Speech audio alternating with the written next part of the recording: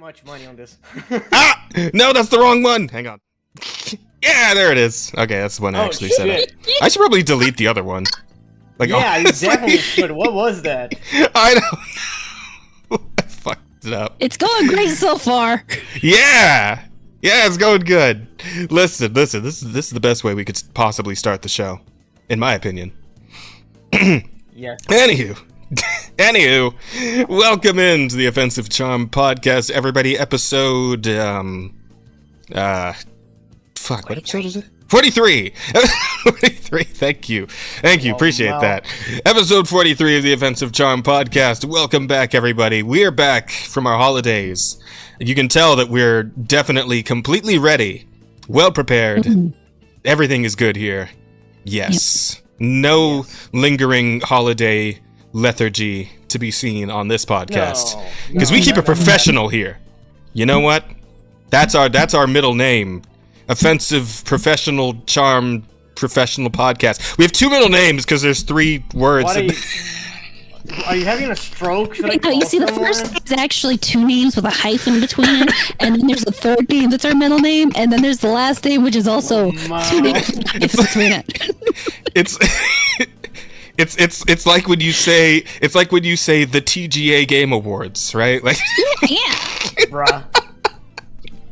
You need all those words in there. They all belong. Yes, exactly. So, guys, we missed you, obviously. We hope you missed us as well. Hi, now, Shaq. you might have... Yes. I'm back. We're back. We're all back. Not all of us are back. Some of us are gone. But some other people are back, again, in a way that is not in the same capacity as they were here before. So let's go into that, shall we? I am Alex. The most just call me Jazz. I am the charm of the podcast, as you can plainly tell. Asta is here. You guys remember Asta? Hello. You guys remember me? Do you guys not forget me because I'm not here? I don't remember him. Oh, fuck. Well, he wasn't, technically speaking, he wasn't here because we were doing the thing where, like, Asta doesn't show up when the guests show up. So this would be your first time kind of meeting him, actually, now that I think about it. Is it? Because I think so. Didn't we interact during I mean, we might have talked. Maybe. Possibly. Yeah. I don't remember. Maybe. Yeah. At any rate, though, we should probably get on to our third person here. The third person. Our fresh, hip, young new co-host, coming straight from the abyss, apparently. Yeah, the cutest little Cthulhu you ever did see. It's our brand new co-host, Horror Emerada, everybody. Yay! Actually, do I have an applause on here? Maybe? I don't know. Nope. That's Shit. not applause. That reminds me. I actually, because we're supposed to be doing these calls inside the actual. We made a whole fucking server for the podcast. We're supposed to be doing these calls in the podcast, and I'm supposed to be adding the sound things to the podcast server so we can actually have little sound things. Well, you know what? Next time? Yeah. We'll have this all worked out by next time. Don't worry, guys. It'll be perfect next time. Worry a lot. No, don't do it. Stop. I asked you not to be worried. What the fuck? Please don't. I tell you, don't be worried. Be worried. Anyway, yes, as you can see, Rosa has stepped away, as she went ahead and said last time we wrapped up the podcast. But Emerada has graciously joined us as our new co-host going forward. So please do, everyone, treat her nicely. Yeah. Don't be too nice, because I won't. Would you like to tell the audience a little about yourself, Emerada, in case they don't remember you? Because you have been a guest on the show a couple of times, but now you are here in a more official capacity. So perhaps, proper introductions are in order. I am a Cthulhu creature from the Abyss who has a channel where I talk about video game stuff, because obviously when you have eternity to live, that's the only thing you have on your mind. Yes, perfect. Very good. Now, Emerada, I've been told that you have a deep-seated hatred of women. Is this true? Yes. Absolutely. If you're going to hate a woman, it's much easier to be a woman and hate women, because then you understand why they are the way they are. I see. Yeah. Well, we do look forward to your informed insights on the matter on this channel. I think it's going to be really good going for us going forward. Jazz, where's the question box? Oh fuck! Damn it! Shit, you're right. Hang on, let me do that. I got distracted by the other stuff. Anyway, let's see. Engage the audience. Start Q&A. There we go. Okay, guys, Q&A's there. You figured it out. Yeah, feel free to wait. Fuck, hang on. Never mind, you didn't figure it out. No, I got it. Hang on. There we go. Okay, now it's actually properly started, and it's there. There we and go. I can see it. Yes. Okay. Oh, that's cool. So, yes, we have questions. They are up there in the top of the little chat box there. You can send us questions that we will answer at the end of the show. Please do. We'd love to hear from you, the audience. We're driving that engagement so we can keep you guys around. Because, of course, we're also trying to hit that 500 on our subscriber count here on the Offensive Charm Podcast channel. Because once we do, we can finally be monetized. By which I mean demonetized pretty much every stream, most likely. But you guys can send us money. That'd be cool. We can start doing super chats, and hey, any super chats of any amount of money, we will read right there on the spot. We will also keep the questions that we read at the end, but those will be for the poors, of course, who don't give us money. But people who do give us money, we'll answer that question right there on the spot. So, keep that in mind. There you go. It's a good incentive right there. We don't have a back alleyway to do that yet? Not yet, no. But we're getting there. We're working on it. Probably think about that. No, yeah, absolutely. Yeah, see, already contributing so much. Good for you, All for Emeralda. black markets. Yes, same. We love I'm black loving it. markets, Chad. Yeah, we do. All kinds of fun stuff on the black market. I remember my last time in there. Do you? Are you sure about that? No, I don't. I'm pretty sure whatever whatever I some things here. Yeah, I know what you were gonna say. I know what you were gonna say. Yeah. I actually don't remember, because I think whatever I got there was strong enough to just erase the last 24 hours from that point. So yeah, no, I actually don't remember the last time I went, but I'm pretty sure I did, because there was some stuff in my condo that I don't know how it got there, and I'd rather actually not go into details on that. But we'll just we'll sort that out publicly, later. At least. Jazz is the black market, or African American market. Yes, thank you. Thank you for being politically correct, Helmsman. Yeah. Thank you, Helmsman. Yes, that covers part of what I was going to say. Anyway, I suppose we should tell the people what we've been up to, starting with our weeks as we always do. Has anybody had a week of things and stuff? Several weeks, but I think Amarada should start because she's a newbie, and we gotta bully her. I think it sounds like he's trying to put it off as long as he can so that he has something to say.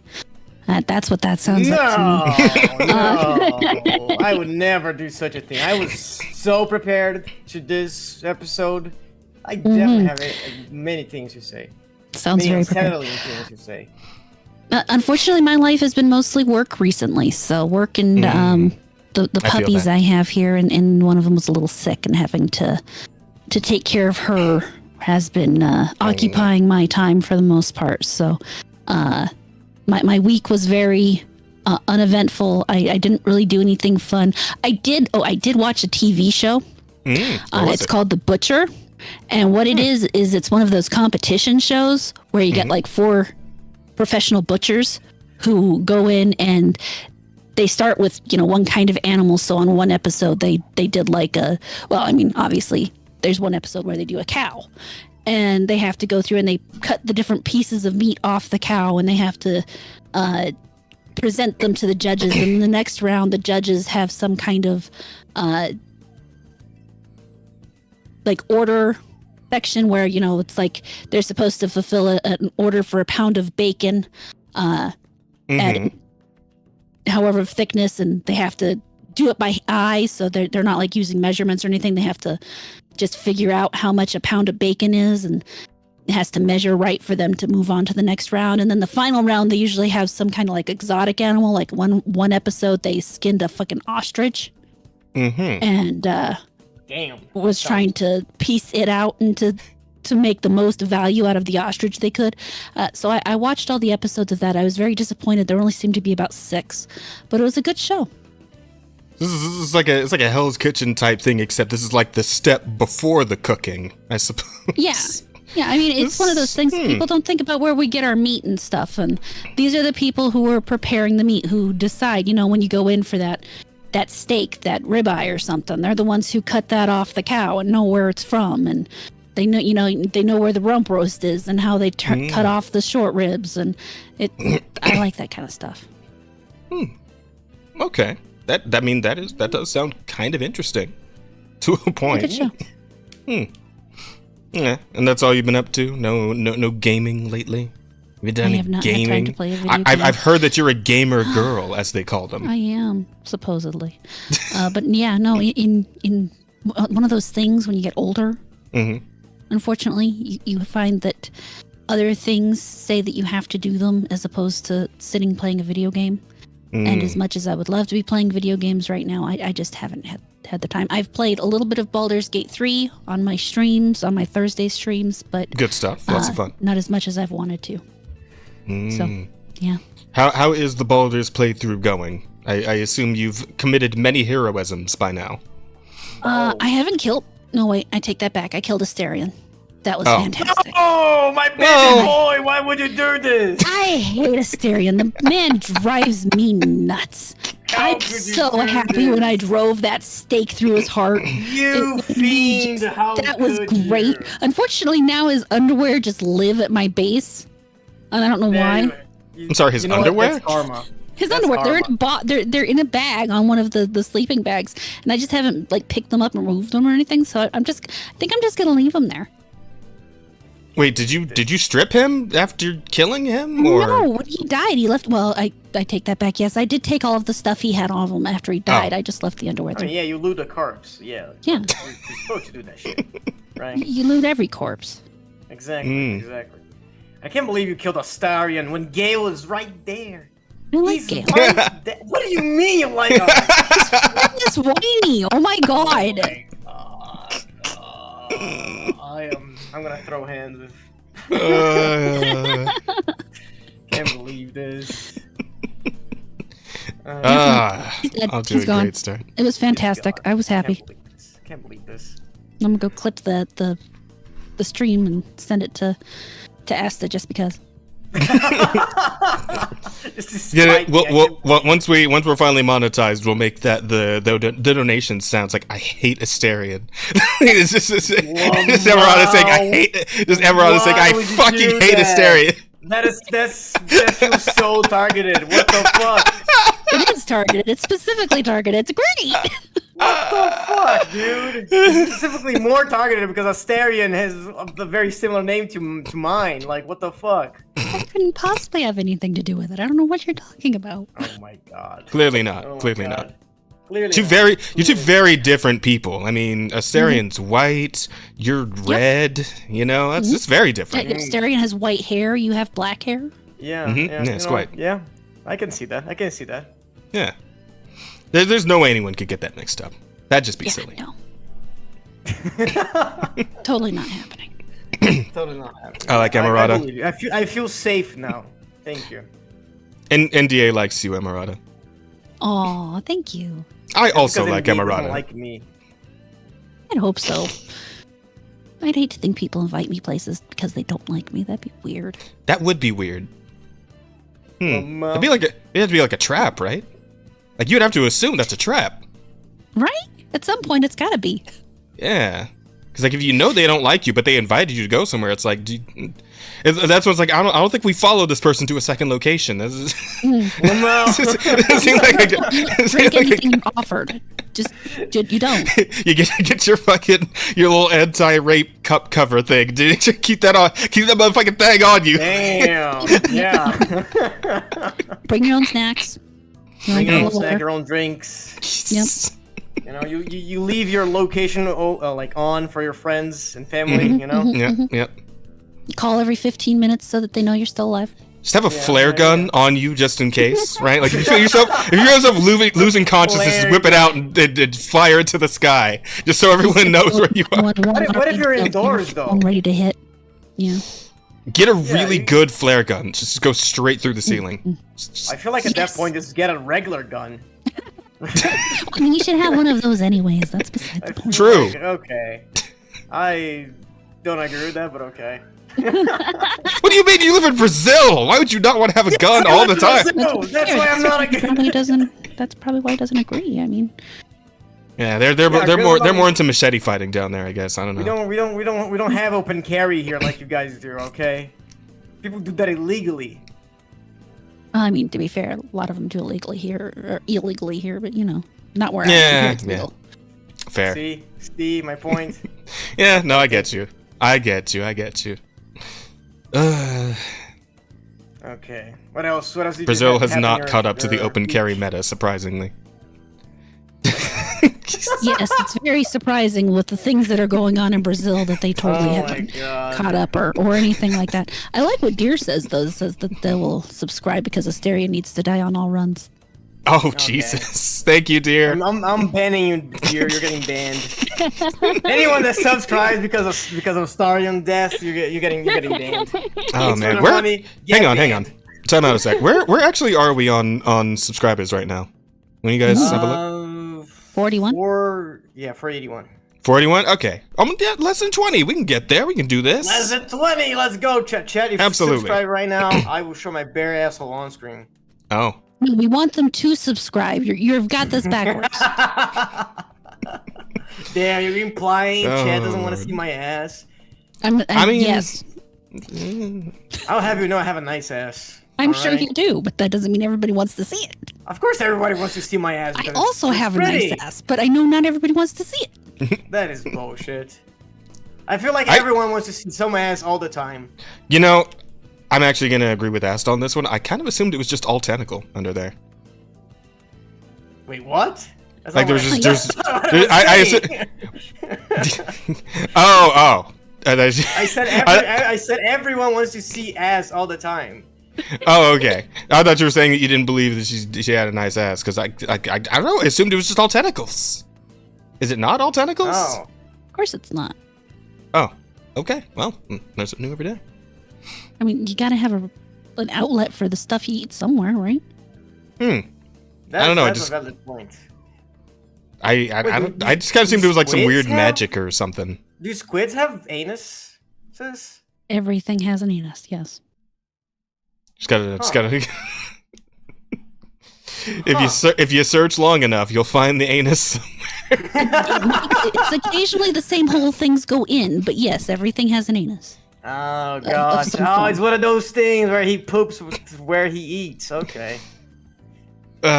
Prolong your anal inspection, and you will fuck? find what you I feel see. like there's so many titles going on over here. Hold on. Yeah, so Okay, so first of all- prolong your anal inspection should definitely be up for a title for the podcast. Prolong your anus inspection. Anal inspection. Anal inspection. Okay. There you go. That's the Asterion one. Must Die should be another one, but that's Damn. just my opinion. Damn. Okay. Hold on. Anal inspection.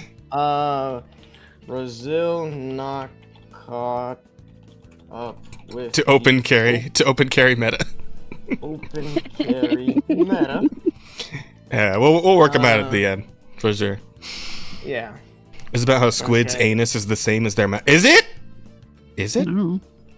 Oh, I think that's what I assumed. Either that or where they shoot ink out of it, right?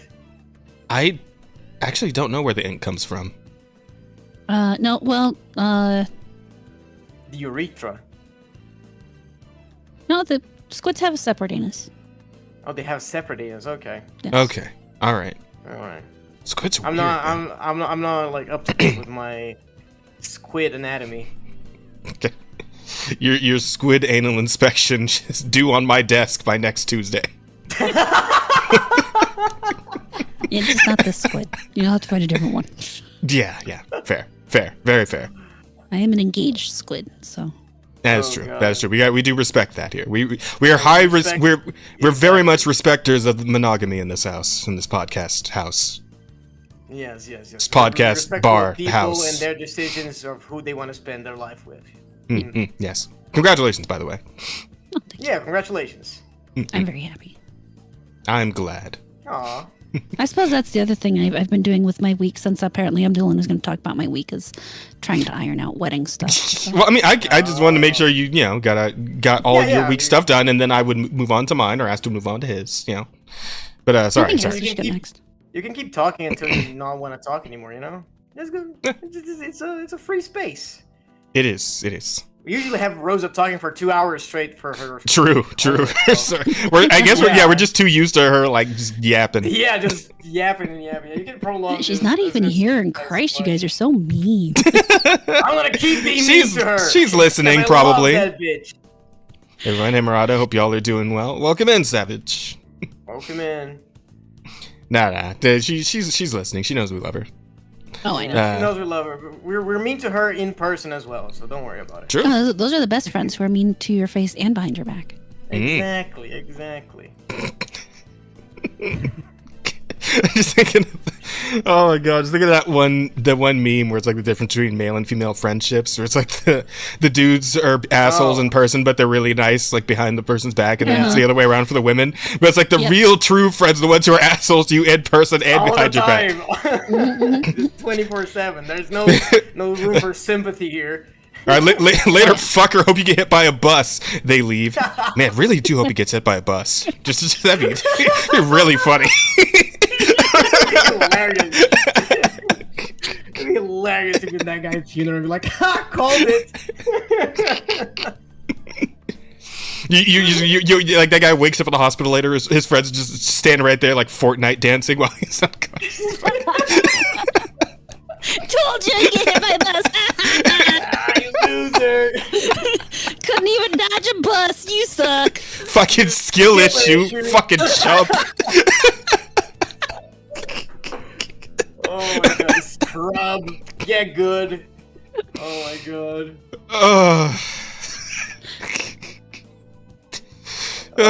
Okay. All right. So, Emerald, is that for you? Oh yeah, that's it. That we covered my life. Okay, good shit. Asta, do you want to go or should I? I can go. Okay, go. What you got? I didn't do a lot of things. I finished Dandelion. I don't know I don't know if I talk about this, but did you watch it? Any of you guys? My fiance's been reading the manga. Yeah, same. So I think I'm probably twice as far into the story as you are right now. You guys are very far ahead of me in the story, but I was asking specifically the anime because the anime ended. I did see people were having a little bit of a Twitter tizzy about it because that last bit in the last episode. It's no, Dandelion fucking goes there. They're not afraid to actually make you uncomfortable with this shit. But yeah. So stuff I hear about it. Yeah. I don't know if you know where. Those people are...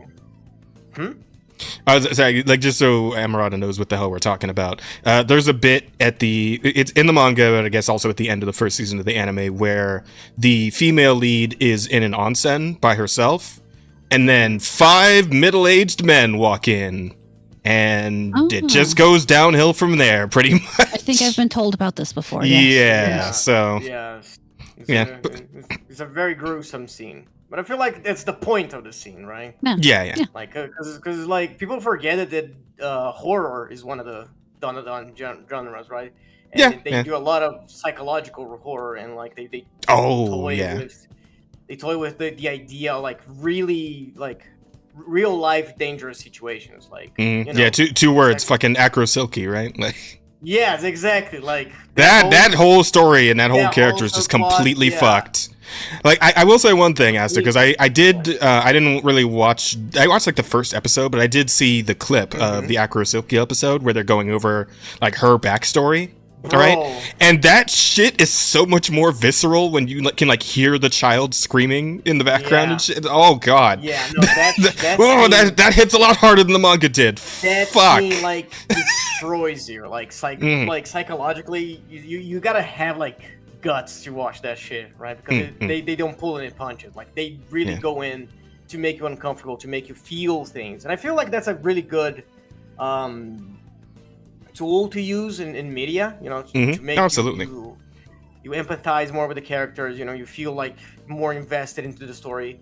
and none of them does that so well. But of course, the fucking Twitter. See, Twitter anime fans, they don't like it when you make them feel bad. They want to feel good all the time, forever. Stories can't have bad things, bro. Because that would be bad. Everywhere. It's on Twitter, it's on TikTok. Anime fans online are so fucking insufferable.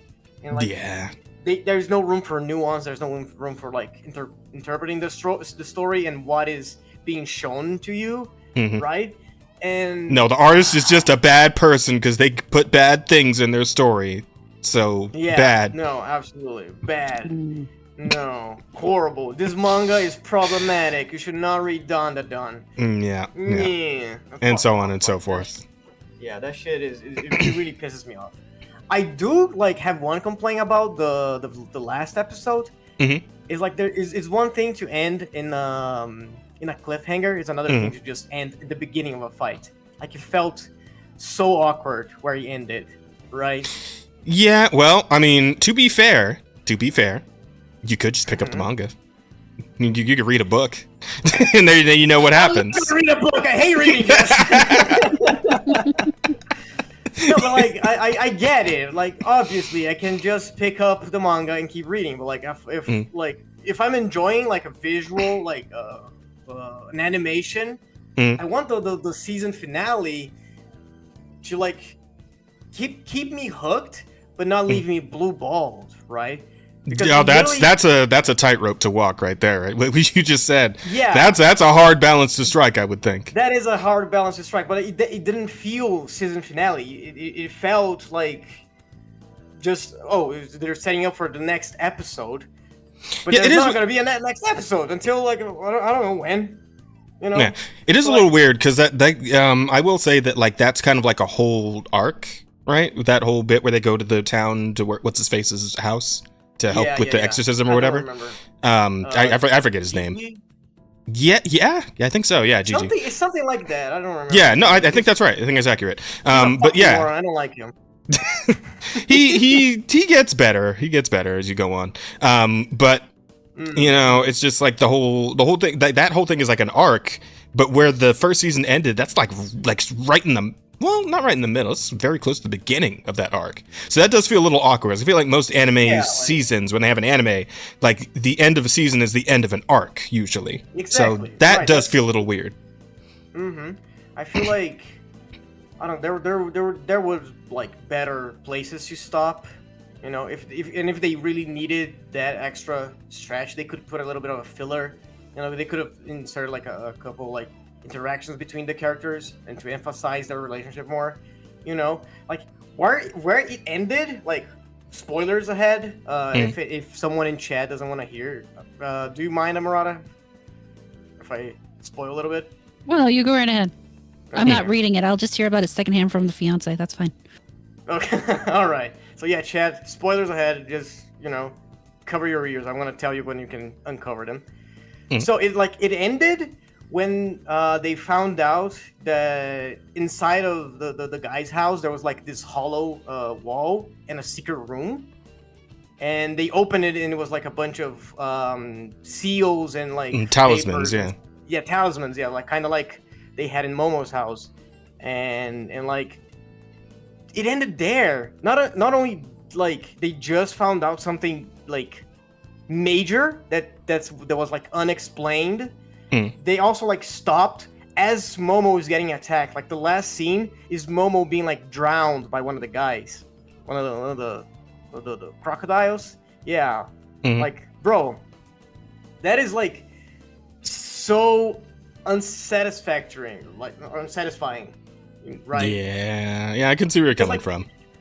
You're starting a fight, and then next season, whoever, I don't know when it's coming out, like it's not gonna.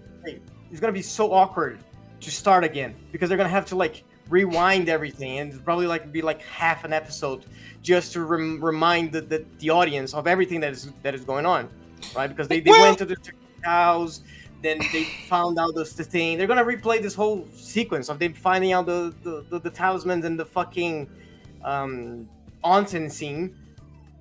Because otherwise the fucking audience is gonna be lost. Well, they could do like a little 1 minute recap thing where they just show you like the most relevant scenes and the most relevant lines, that sort of deal, right? Like they could do with like fucking Netflix shows.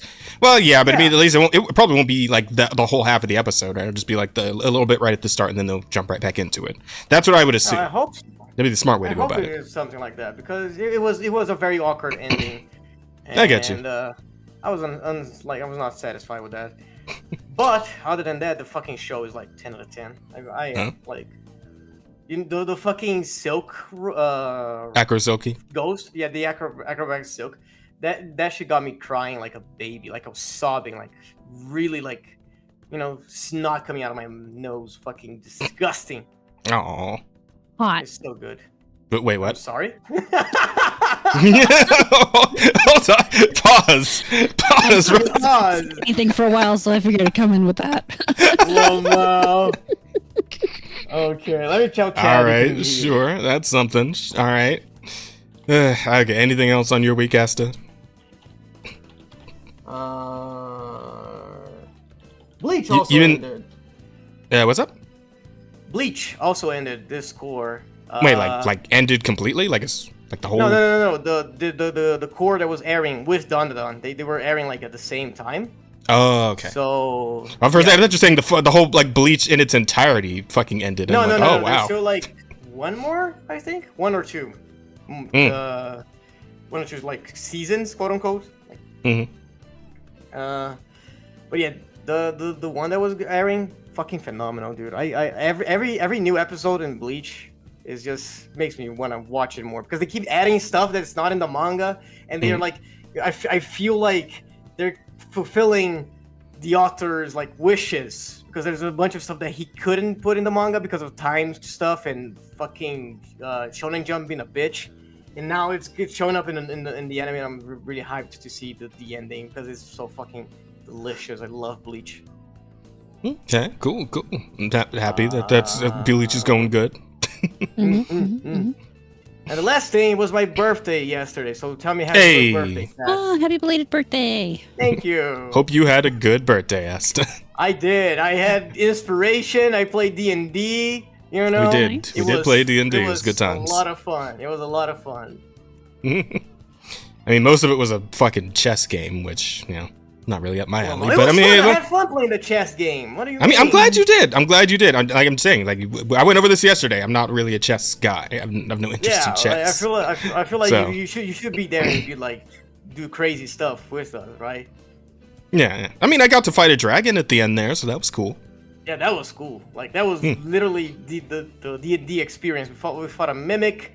We fought a fucking dragon. Nice. You were walking around in a maze. That is truly the Dungeon and Dragon experience. That was the most D&D session we've had in a while, yeah.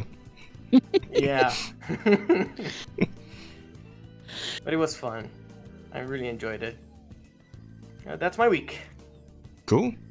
Well, as far as me goes, I mean, I, got to do some traveling recently when I was, around Christmas time. I went over across the entire fucking continent over to South Carolina, where my folks live now, because they moved the hell out of California, which, given recent events, I'm sort of considering, but we'll get to that in a little bit. Yeah, I went over to South Carolina, and it was nice, really cozy. Like I really like the place they got there. Because they got a house that had like just been built, and it's just really nice, cozy. They got like a whole backyard. They're like kind of in the middle of the woods a little bit, but not like all the way out in the sticks, And it's just and, they got like this cool little loft upstairs that I hung out in most of the time, playing my video games and shit. But we went out and like explored a bit too. We had a lot of food in South Carolina. There's a lot of barbecue places. Oh, absolutely. There was a lot of food. I think I actually might have torn my stomach lining a little bit because I ate a lot. Like every meal was just a shit ton of food, so I kind of maybe overdid it just a bit. And I definitely need to get to jogging again because I put on a little holiday weight. You know what I'm saying? A little chub. You guys know how it goes. Nice. But yeah, that was really nice. No, I didn't gain any weight this holiday season. I was thrilled.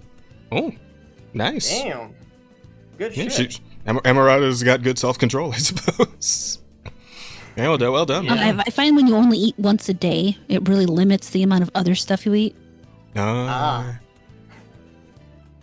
it definitely does. You know, most of the time, I feel like a lot of the time I only eat once a day too. Like I had breakfast today, and that's been it since I woke up. Fuck. You guys need Yeah, to eat more. I ate like Eat 7 healthy. hours ago, and yeah, I don't know. I just haven't been hungry. God. I have like came home one and made big dinner. meal. Oh, was that? Yeah. I came home and I made dinner. I made some homemade sloppy joes, and Hey, that's what I've eaten today. man, I haven't had sloppy joe in a long time. It sounds really good. Bro. I'll have to look into that. Yeah. So I I never got understand to. how people can go like a whole day with one meal. Like I can never do that. I had like 2 hot dogs before this fucking stream. I mean, I have one big meal, right, and then I just kind of that's it. I mean, do maybe like some minor snacking throughout the day, like some fruits, some strawberries or some shit. Like, but like as far as a whole meal goes, yeah, just the one. Just eat a lot during that first meal of the day, and then I'm kind of just good for the whole rest of the day, pretty much. And I'm the opposite because I don't like to get up in the morning. So I don't have the time to cook or anything before I go to work or before I do anything. So my meal tends to be in the evening, and I just have the one meal then, and I basically eat whatever I want, and then I don't eat anything else. I drink lots of water. Gotcha. Yeah, same. Speaking of, I'm gonna get a sip right now. Hang on. Hydrating. Stay hydrated, everybody. Anyway, so yeah, so yeah, I spent like a week and a half out there with the folks. You know, we hung out. You know, we explored a bit. I got to see this really cool river near where my parents live. I got like a beautiful picture of this bridge. What else did we do while I was over there? Not a whole lot, because it ended up storming a little bit. Because it seems like the South Carolina weather can be like just as weird and unpredictable as like Southern California weather for some reason. But yeah, good times overall. Oh, me and my mom and my brother all went to see Sonic 3. And I saw Sonic. that over the holidays. Yeah. Yeah, I think we've all seen it now. Because Asti, you watched it with Rosa in the Discord the other night, right? Were you there for I that? did not. You were not there for that? No, Oh, I fuck. did not. So, have you seen it yet? I haven't seen the second movie. Oh, you haven't seen. Okay, you got some Yeah. catching up to do. Fair Yeah, I enough. got a lot of catching. I saw a lot of memes with Keanu Reeves as Shadow. Yeah, I mean, because that was like a lot of the advertising for the movie in the first place was Keanu coming in to do Shadow, which he did a great job at. I think he did pretty solid. You know, I liked the movie overall. Pretty had some good gags in there. Was very fun to watch overall. Not really a spoiler, but when Live and Learn came in, you know, I was kind of buzzing in my seat a little bit. I got a little excited for Live and Learn, so because like I remember those old days on playing Sonic Adventure 2 Battle, right? Like, fuck, it's good. And then of course there's an after credit scene, which again I won't spoil for anyone in chat or for Astu who hasn't seen it yet, but there's some strong reveals in that after credit scene. Multiple this time. Oh, yeah, you mentioned that. Yeah. Yeah, some good ones. It's good stuff. I'm looking really forward. excited. Yeah, I'm looking forward to Sonic 4 to see what goes on with those characters. But yeah, good movie. Dug it. Had a good time. Hedgehog fucked my wife. Oh yeah. The moon still didn't come out very well. Because again, like this whole motherfucker. this whole movie is very much using most of the plot from Sonic Adventure 2. So if you've played that game, then you kind of know what happens anyway. But yeah, it's good stuff. Yeah. It's super solid.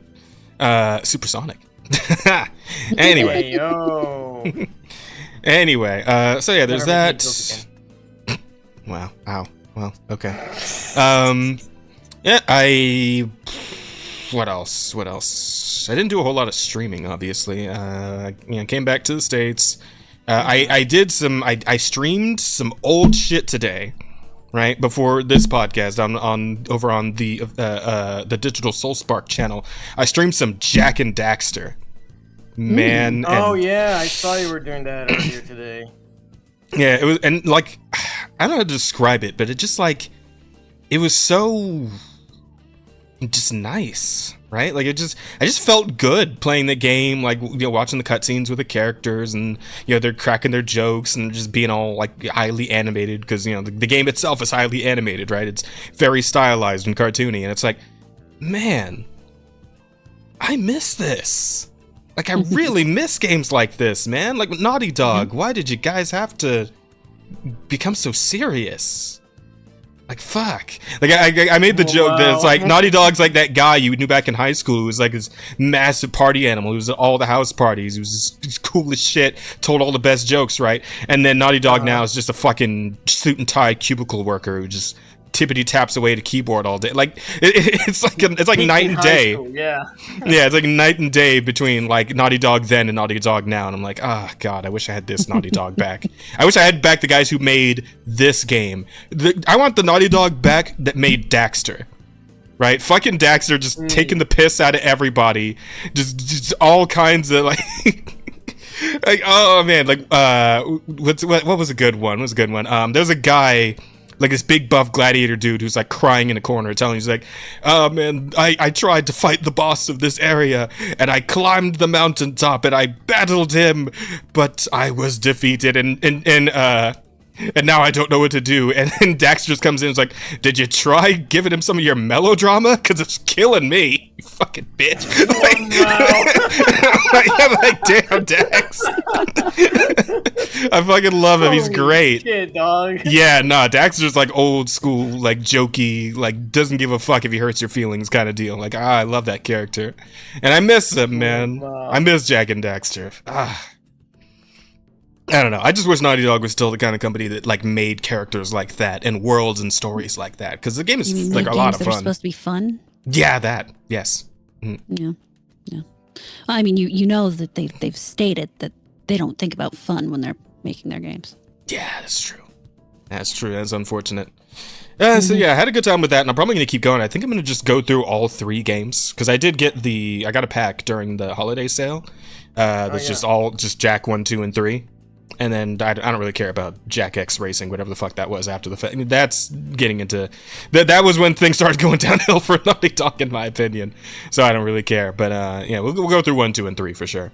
And then what else is there to say? California's on fire a little bit. Yeah. So I dealt with some of that. Tiny bit. Actually, hang on. Lot bit. Let's check that. Let me look at my little fire map here. They have an app for that, you know. It's like the shit app in fucking San Francisco. You know, just if you're in California, you just got to make sure you know where all the fires are at, because they kind of pop up all over the place constantly.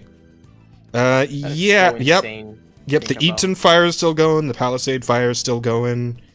Are they still 0% contained? Apparently, the Palisade fire is now 18% contained.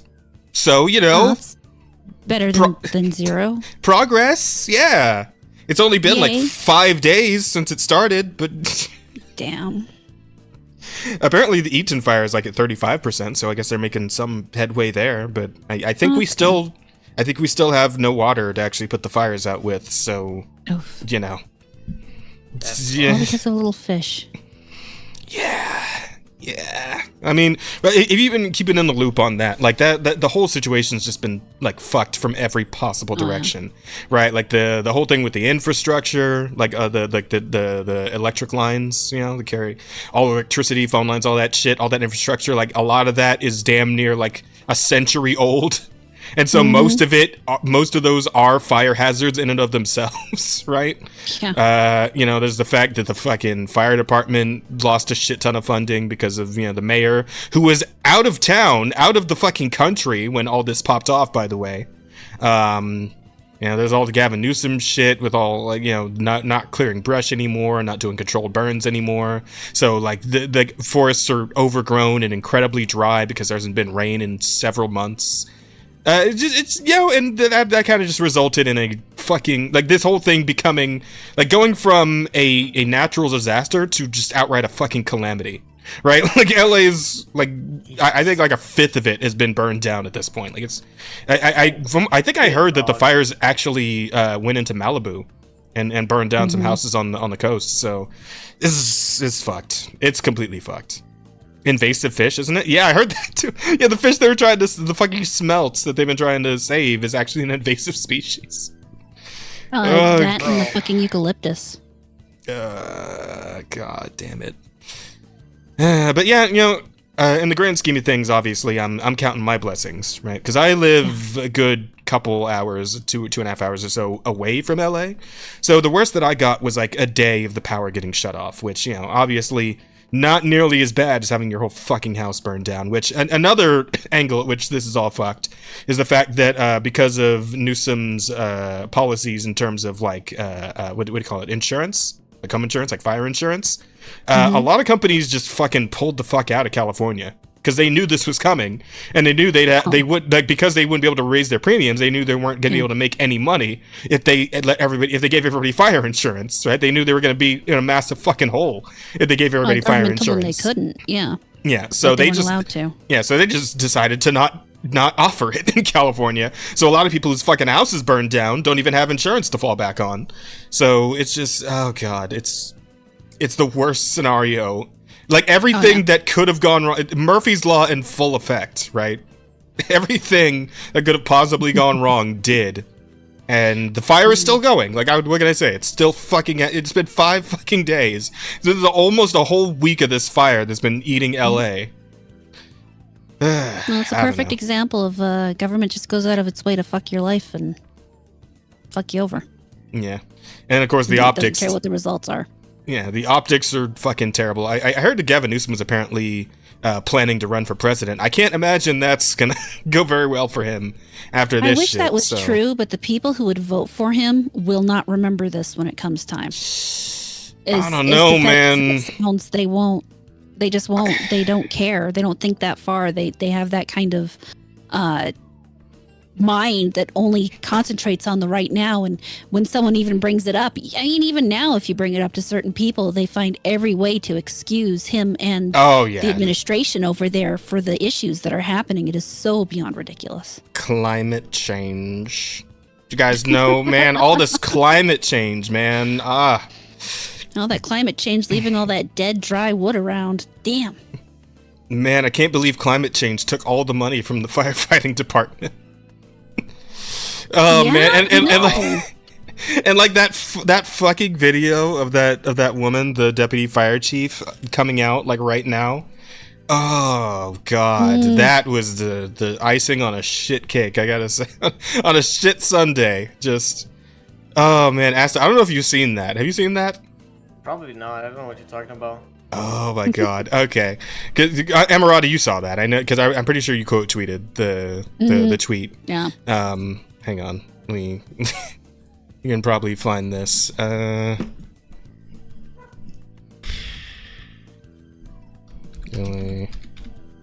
Deputy Fire Chief.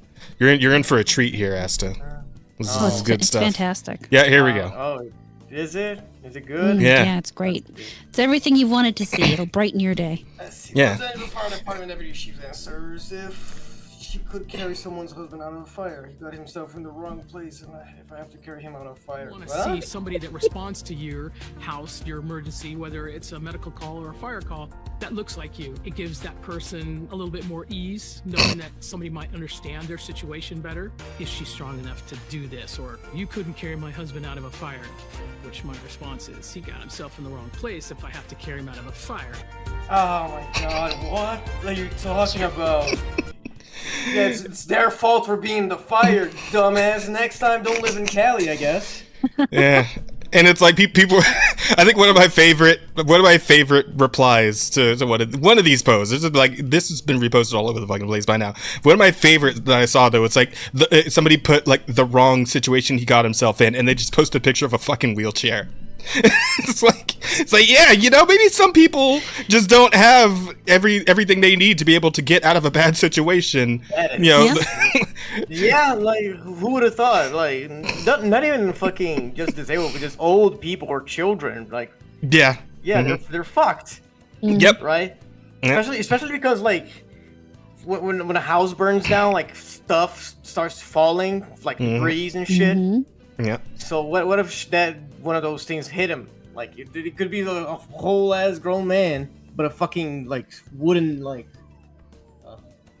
How do you call the thing that holds your ceiling together?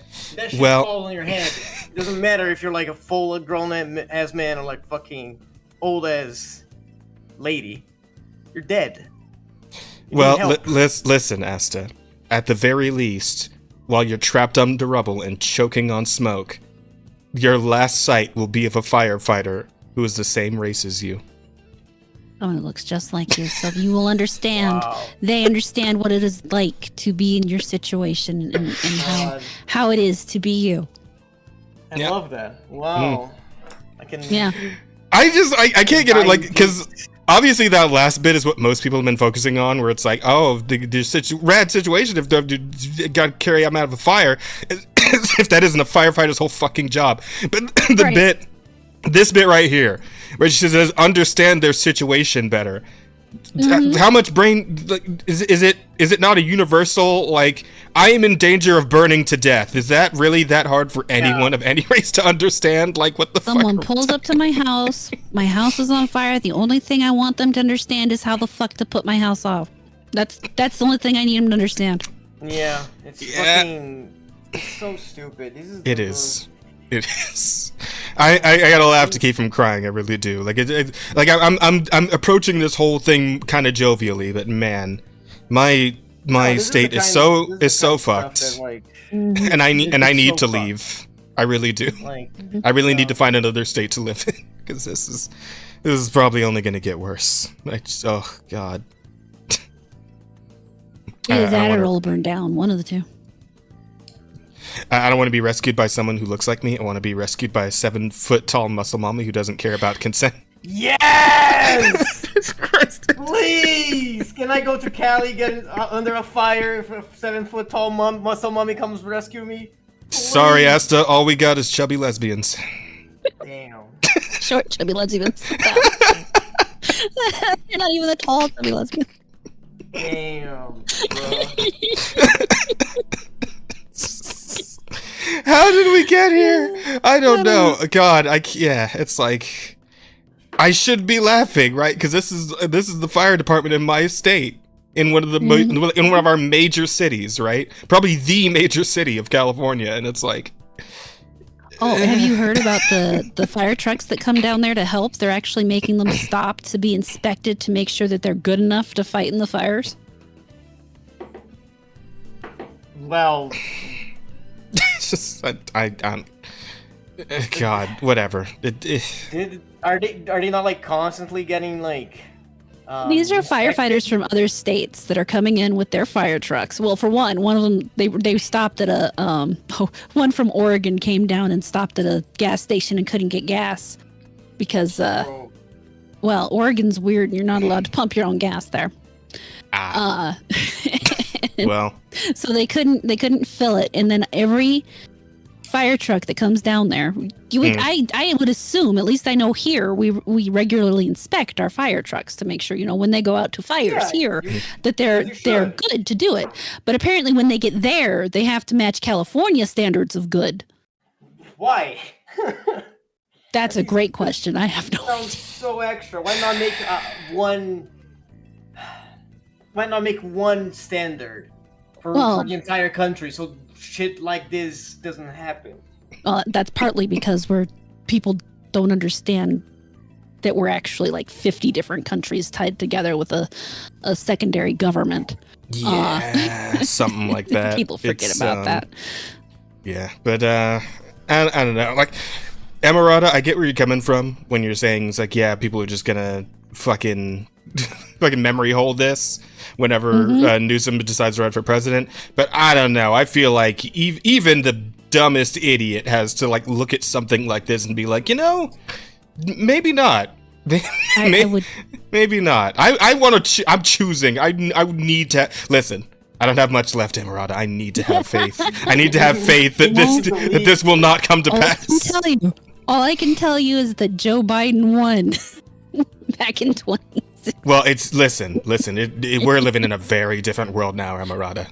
There's been quite a change in perspectives these days. I think did the cheating just not go well? One of the two. We'll find out. We will find out. I don't know. I think maybe we're on our way towards some form of normalcy again. Hopefully. No, I think things will change. I'm just not sure if it'll all necessarily be for the best. Well, we'll just have to do our best with this podcast. Woohoo! Yeah, we're healing the world with comedy, Chad. We're like Bo Yeah. Burnham. Yes, our commentary will be the light, the beacon that guides We're us like all. Bo Burnham, but we are minorities. Wait, isn't Emerald white? Yes. She's a woman, so Oh, Well, true. there. Yeah. I guess there Yeah. is that part. yeah. That doesn't make her a minority, though. Covered. Have you been a woman? It sucks. We got Well, yeah, but like, all stuff covered I mean- here, okay? but like, definitionally, you're not a fucking minority for being a woman. Like, it's You're right. half the human Technically, race is women. Yeah, technically, Half the world, not even just my race, half of everybody. Of course, I mean, some people might argue that, but half of everybody is either a man or a woman. I mean, You're not a minority, but you are an oppressed class. There you go. Yes, you're forgetting the chart. Remember the chart? With The power points? chart. Yeah, you have no chart, power. Yes, exactly.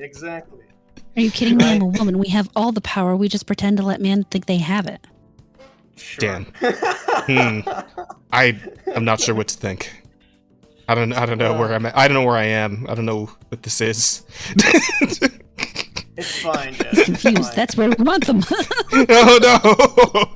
Oh god! I've fallen into the fucking. Yeah, Jess, you're letting the woman mess up your brain. I've fallen Snap into. out of it, brother. I win. Snap out of it, brother. Don't let the woman win. I've fallen into the fucking the feminine genjutsu. The feminist God. Mangekyu Sharingan has captured me. Oh god.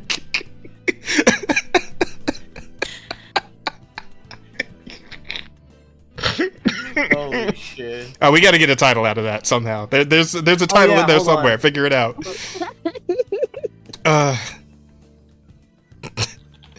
Trapped in the female genjutsu. Trapped in the feminist genjutsu. There we go. That's it. Holy shit.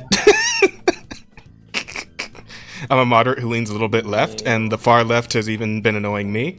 Yeah, we've been seeing more of that. Absolutely. 100%. Left, right, they all irritate me. Fucking Nah, spelled it fair. wrong. I'm a fucking idiot. Yeah, enlightened centrism is the way forward, chat.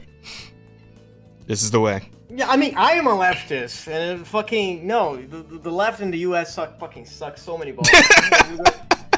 Like, Here's the thing, I don't care if you're left. I'm gonna keep saying you guys don't know what a left is. 'Cause your example of left is one Joe Biden. You cannot convince me that Joe Biden is a leftist, but he is the fucking like the head of your quote unquote leftist party. You know. And Well, then he's the the other he's the head of our party- country still, technically, for like another left of couple of weeks. anything, or not the head of Still? anything. He's Yeah, but basically yeah, a the representative, right? dead Or- puppet.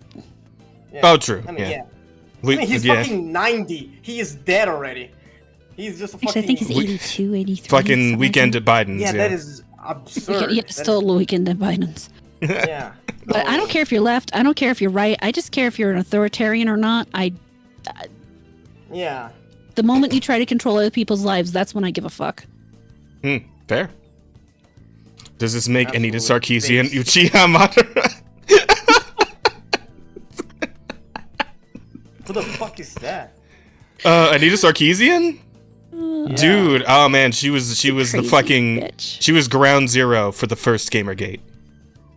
Oh. Yeah. Gotcha. Yeah.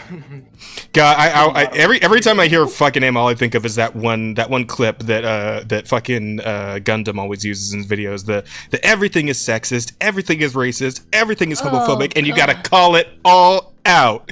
Okay? It just makes me want to hit somebody with a baseball bat every time I hear that. Yeah. Well. Okay, so I think that's kind of it for my week and for life in California eventful week. currently, I suppose. Yeah. But yeah. So I He guess got we can. fired and he was out of state. Yeah. So we can get right into the news, shall we? We got stuff to talk about. Lots of we things have been shall. happening in pop Also, culture. Jazz, I Yes. send you the Yamada thought bubble. Oh, a yeah, while here. ago. Oh shit, my bad. Okay, let me start us on the topic then, and I'll sort that out while you guys are discussing a little bit. We could probably do just these first two as like a bundle, because it's kind of the same sort of deal, right?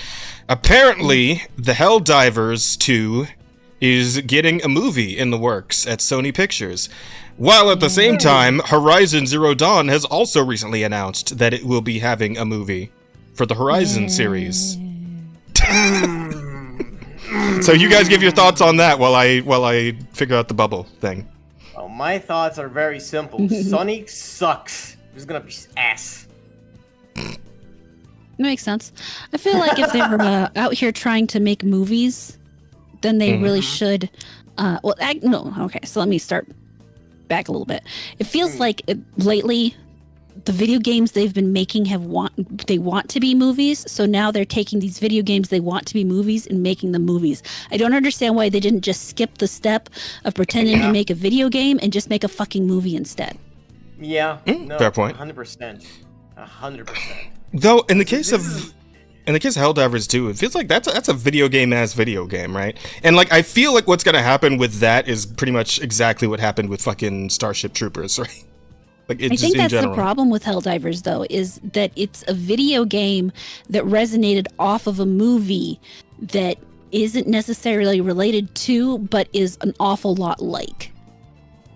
I really do feel like, because a lot of people, when they were getting excited about Helldivers, as I was watching the hype around it, a lot of people were saying it's Starship Troopers, the video game.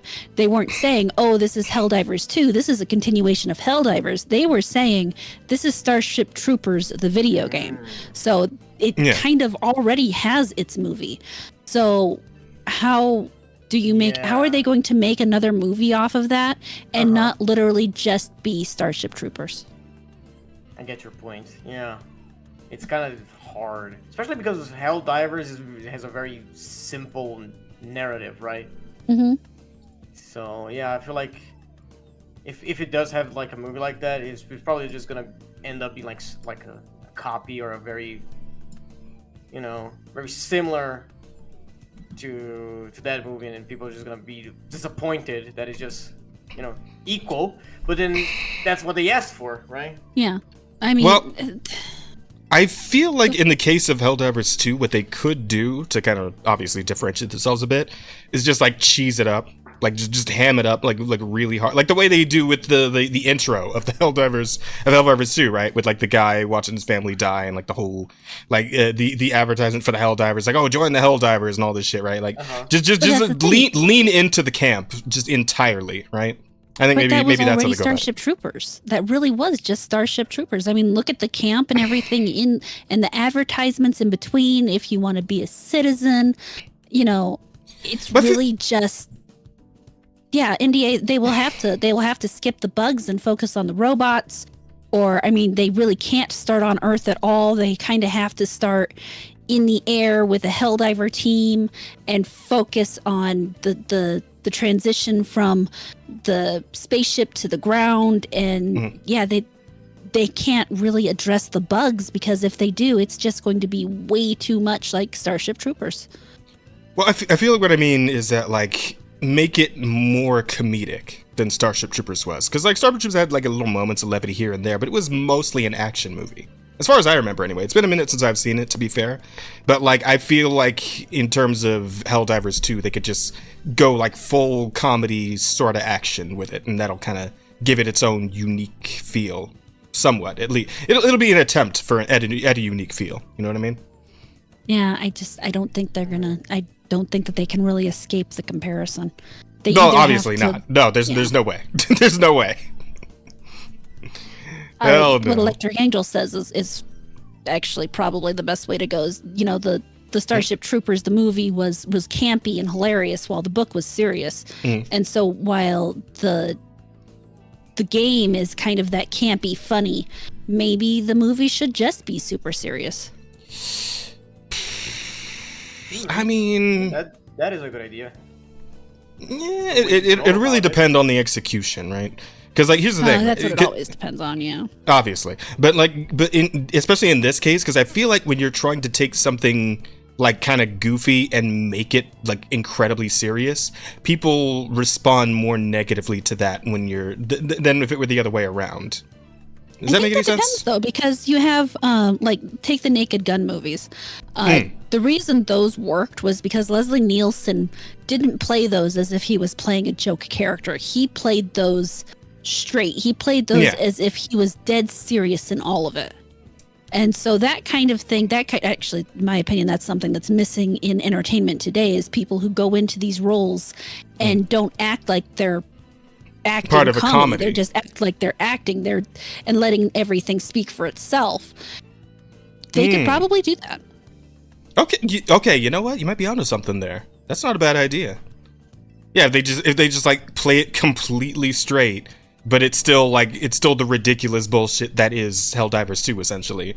Yeah, okay. I see where you're going now. Okay, that could work. I'd be down for that. I mean, more like Naked Gun style movies in general I could be down for, because those movies are great. Naked Gun, Hot Shots, those kind of, I love those movies so much. Airplane. Absolutely. Airplane. Oh God, Airplane. The thing is, we gotta like trust that Sony would have the same like vision, right, and do that kind of stuff. Yeah, Sony is. And Sony is not very real hit and good miss at making movies. Yeah. At least not live action, because I don't know if they're. I would assume that they're probably going to go for a live action thing here, because they always do. Oh right? No, I mean, the American movie, like American Hollywood, is just fucking like completely allergic to animated films, because they feel like those aren't really taken seriously. Which I don't know. Disney gets a pass because Disney's always been around, but anything else, they're always just kind of like iffy about it, I guess. Very skeptical, unless it's a fucking like Into the Spider-Verse like kind of production, right? Fucking... Yeah. Didn't Sony make the original Spider-Man movies? Yes, they did, but those are also like 20 years old at this point. Yeah, oh my god! Oh god, they are. I didn't think about that. But I mean, that Sony didn't always suck, and if they got the right writers and obviously the right director, and they picked the right actors, which in my opinion at this point means they don't pick anybody who has a current name in the industry. They have to go out and find new blood, people who are actually going to care more about what they're acting as opposed to their egos or whatever. Then there's a chance. But with the way things have been in the micromanaging control production studios have shown over everything, it's not going to go so well, but we'll see. And also, if they do that fucking like writing by committee bullshit that's been like plaguing all kinds of projects lately, like they need to just get a small tight knit writing team that are all dedicated to the same vision. Like I'd say like 3-4 people max, right? Instead of these rooms, they're having like 15 different writers all trying to figure out 20. fucking all trying to figure out one narrative, and it's like, of course that's gonna become a fucking nonsense like sandwich. I don't know. Yeah, I'm talking with a good joke. It feels like they break off into different groups and they each write a different scene, and then they figure out how they're going to connect the scenes together. So instead of seeing a cohesive movie, what you have are a bunch of moments that they thought of and then tried to shove together with some kind of loose narrative in between, and it sucks. Absolutely. Yeah, kind of like fucking. What's that series again? Star Wars? Fucking... Oh, The Acolyte. The Acolyte. Yeah, that's exactly what happened with The Acolyte. Just a bunch of, like, random, loose ideas stringed together with a fucking, like, shoelace, Yeah, pretty much. And I feel like... What you said about actors, that like, they have to take, like, just, like, small, like, indie, like, new actors, right? They can't take these, like, big shots, because if they take those big shots, they're gonna want to be, like, without the helmet, like all the time, like and I feel like we can never see a Helldiver's face in this movie ever. Yeah, I feel like with Helldivers, you shouldn't have fucking face ever. We should just have them with the helmet all the time, because that's like the point. Yep. They're supposed to be expendable. Yeah, we need to see at least 50 Helldivers die throughout this movie. Yes. Don't even give us a chance to get to know any of them. Just kill them. Yeah, we have this like we have these 4 Helldivers, and they just go in together, and they just start seeing like all of their friends dying in the most horrific way possible. No. This is what you do. This is what you do. So they're on the ship. You get these 4 Helldivers. They have these great personalities. They're talking, they're joking, they're going back and forth. They get on the thing that shoots them down to the ground. They shoot to the ground. They step off. They all die. Instantly. And you're slammed immediately to a new group. Yep. I love it. I love it. Yeah, so it's just we gotta give respect to the game and what like the players know the game to be, which is die all the time and none of these people matter. They're all cannon fodder. Yeah, and just lean heavy into that, but play it completely straight. I think this could work. I think this could work.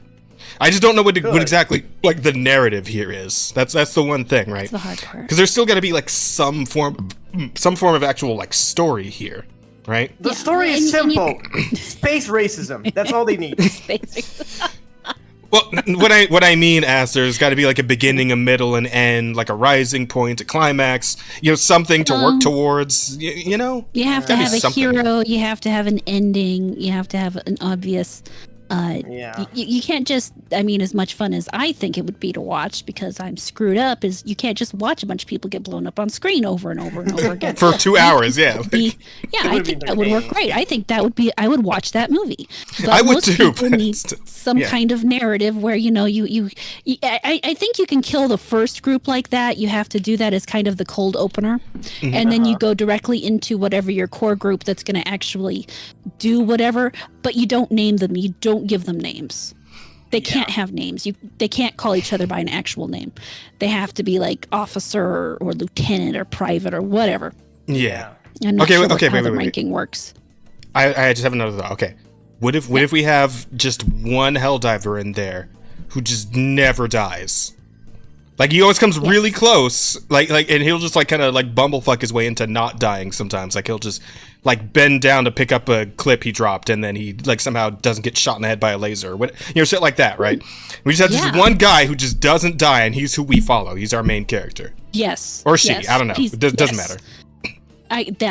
That works, and then everybody else around him dies, and he just gets assigned to the next group. Yep. Okay. Okay. We can roll with this. This could work. Yeah, that would work. And then he gets put. He made a much better movie than whatever they put out. Yeah, and the ending, like the big climax, is going to be this guy getting put on a mission, even though he doesn't have any accolades. Like, he's never actually like accomplished much on like all the missions he's been on. He's the one guy who keeps coming back alive. So like, we should send this guy to handle this situation, that if we don't get this right, it'll mean the bugs or the bots get to Earth or something, right? Like, because like the whole thing with the map in the game is that like you're always trying to keep the bad elements away from your home base, which is Earth itself, right in the center. Right. So maybe something like that, Yeah, I can see that. Yeah, okay. Magazine. Sorry, magazine. Sorry, NDA. Like, it's not impossible to make a good Helldivers movie, right? Yeah. It's just it is unlikely for sure. It's just we're depending on Sony to do it, so yeah. Oh, not even just Sony, Hollywood in general, right? Hollywood in general, right now. I wouldn't trust them to write their way out of a fucking grocery store. Yeah. It's really rough. Fair.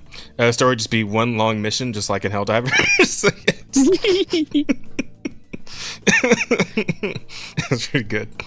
Wow, I feel like we spent like the whole. I said we were bundling this, but I mean, what's really to say about Horizon? Other than I enjoy don't know jack shit about They're going to translate really easy into a movie as long as you don't deviate too far from it, and you pick someone who looks and you pick people who look even remotely close to the characters, and you'll be fine. Yeah, I suppose. It's just like, I just feel like it's gonna end up being the same as like the game itself, where it comes and it's there and then it goes and then nobody cares anymore. And Sony for some reason keeps trying to make people care, but no one ever does. God, did you see the numbers for the fucking Lego Horizon game? Like, oh my God, that was not something that in any way needed to exist. Horizon is not Lego. It's not something that both kids and adults enjoy. It's an adult-based franchise that people who are adults want to play. So to kid it up by putting it in a Lego game, and these kids have no idea what this Lego what the fuck the Legos are doing. They're just Legos. They don't care. They don't want it, and the adults don't want it. It's just as bad as the fucking remake, the remaster that they put out that didn't need to exist. It's like the game's not been out long enough to need a remaster on anything other than the fact that they wanted to force people to sign into the PSN. Yeah, that's essentially. I don't know. Asta, any thoughts on it? The only knowledge I have of Horizon is fucking Genshin Impact because they have fucking Aloy who no one plays because she sucks. Yeah, I never played Horizon, never seen anyone play Horizon. I am gonna make a prediction though. Whoever they cast as the main character, if they cast as Aloy, she's gonna get destroyed on the internet because people are gonna start calling her ugly and a whore and all that different because she's not gonna look like Aloy. Well, I mean, well, who they pick, that is going to depend, but and it's also going to depend on how the actress herself, like, you know, handles the reacts. the she press, comes up right? like fucking Rachel Zegler saying some dumbass shit, then she's screwed. But yeah, but if she's just like a nice, down to earth, decent person, I don't think people are going to give her that much shit for it, you know? Because at the end of the day, like actors take roles because they need to take roles because that's their job. They're actors, right? Yeah. But if she's cool, I think people will like give her the benefit of the doubt. But if the movie's bad or it's just mediocre, then, you know, just be what it is, I guess. And all she has to do is come out and saying, "Yeah, I liked the game and the script looked cool, and I decided to do it." That's all she has to say. There you go. Yeah. Even like don't even be like it's like say I played it. Like nobody will test you on it. Most people didn't play it. Most people didn't give a shit. I don't know. Played the original game. Well, yeah, but I don't think anyone's gonna care enough to test her on it. I'll be honest. Well, they're probably not gonna care to test her. No. I don't know, man. It's weird. It is weird, right? Because like you tell me robo dinosaurs and you're fighting them like with a bow and all that shit, and it's like that does sound like something to be up my alley. But I've never been able to get up any interest in playing Horizon. Really? I really enjoyed it. I played it when it came out on PC, and I really enjoyed it. The mechanics are actually really fun. I need to buy the second one. My biggest problem, the only reason I haven't beat the second one is that despite the fact I have a PlayStation 5, I still play 90% of my stuff on PC because it's on my computer and I don't feel like I'm depriving somebody else of a TV when I'm playing on my PC because I have my monitors. Yeah, fair. And so if I'm going to beat a game, it's going to be on PC, and I would really very much like to finish Forbidden West because it was interesting. But I like the post-apocalyptic, you know, humans destroyed the world once already, and now we're in the world after that, and people have to kind of pick it up and start from a slightly differently evolved technological sphere kind of storyline. I like that. No, it's definitely a cool concept, and I really liked listening to like an hour-long lore video on YouTube about like what all led up to this and like how this all happened. But I mean, that's kind of all I really needed, to be honest. I just wanted to know how we got here, and it was an interesting story. I liked that. It's a really cool story. Yeah, I imagine that game would be fucking amazing, like the Horizon like 0 Hour or some shit. I don't know, whatever you'd call the prequel game. That's like the events leading up to how we got here. Right, the machine wars and all that shit. That would be a pretty cool game to play through. But I mean, I don't know. You know what I am? It's funny though. What I actually am super interested in is that Horizon knockoff thing that's coming out of China. Was it? I forget what it's called. But the thing that looks like fucking Monster Hunter combined with like Zoids, where you just like make a robot and have it be your companion and fight with you and shit. That looks awesome. I'm super down to check that out. I don't know. I don't know if it's as much as a fake as they're saying it's going to be. I don't think it's going to do particularly well. But I mean, yeah, that's fair. It's just for some whatever. I don't know. I think it's just like the fact that like it kind of looks like it plays like Monster Hunter, which I'm a big Monster Hunter guy, and I really like the idea of being able to just like make your own robo animal and customize it, and it also like helps you out in battle. That sounds cool. Yeah. So I'm kind of down for that. That'd be fun. Plus, I believe it's like a create a character thing too, so you can make your character look like whatever you want it to. So that's always a big plus for me. Man, I forget what that's called though. I need to look that up and make sure I get the name down somewhere, just so I can keep an eye out for any news about it. Yeah, I don't know. Just so you'd be interested to go see the Horizon movie, Rada?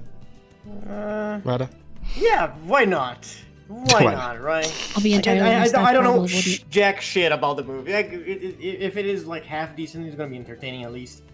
Alright. I'd probably wait until it came out at home on streaming, and then I'd watch it.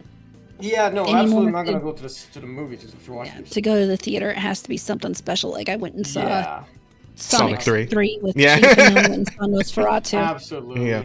How was Nosferatu? I heard underwhelming opinions. It really depends on who you talk to. I know a lot of people who really loved it. I think that the cinematography in it is gorgeous. I think that the actors did a really good job. I think that the guy who plays Count Orlok did a great job, Skarsgård.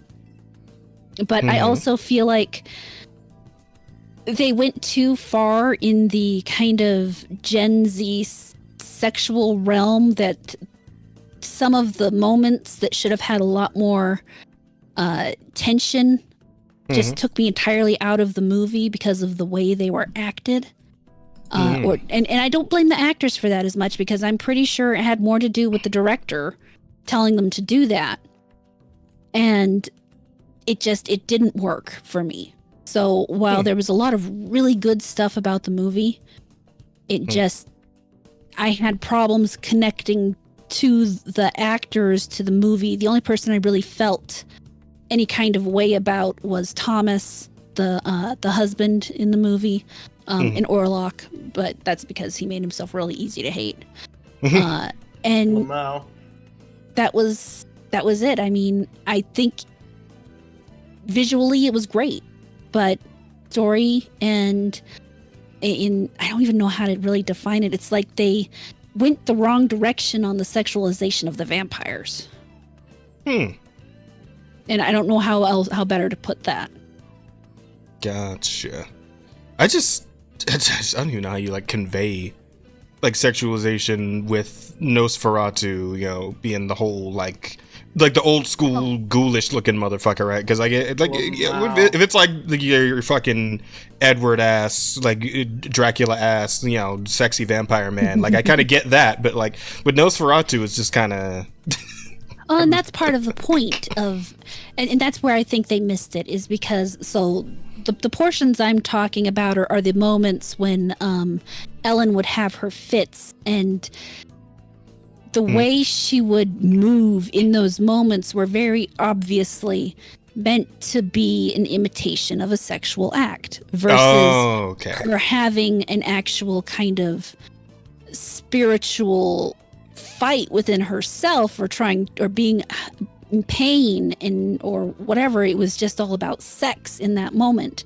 So it kind of lost it. I know the vampire is anything but hot. But that's part of the point, is that she's not drawn to him because of the actual sexual attraction. She's drawn to him. She's supposed to be drawn to him out of loneliness, out of desperation, out of needing to connect and having this moment of spiritual connection to the wrong thing. But it ends up all being sex. And so for me, that it didn't work. I mean, I know a lot of, especially women, who just loved the movie. And bit of a 50 Shades of Grey type situation. I also feel like there's a lot of like old people that just love it because Nosferatu is one of the classic movies, the horror and shit. So they just gobble it up just because it is Nosferatu. I mean, I guess that could be part of it. A lot of the people who I know who really loved the classical Nosferatu didn't like this one. For a variety of reasons. Most of them, again, being back to the way they treated the sexual nature of it. And the end, I was actually liked the way they ended it, despite the fact one could call it a very feminist ending. Because I actually did watch the original Nosferatu with Rosa a while back, because she just streamed it, because apparently it's what do you call it? Public domain. Public domain, yeah. So we were able to just watch the whole thing on stream, no problem. Yeah. I do remember the bit at the end with the original was like him getting caught in the sun, and he just kind of like vaporizes, and then I guess the wife is fine, but she's still like bit, so she might still have like some weird thing going on with her. Yeah, at least I think that's what I remember it being. A little bit, not like a lot, but they did change it, which isn't like I said, I didn't hate that. I actually like the way they did it, just because it kind of gives you more of a heroine figure at the end versus turning it into anything that's just all woman power, rah rah rah. But yeah.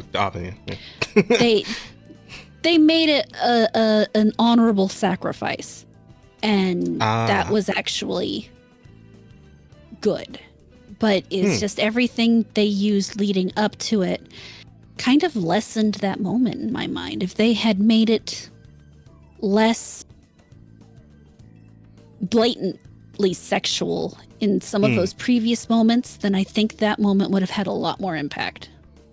Okay, fair enough. Ran into a gal who finds Godzilla hot, not just vampires and werewolves.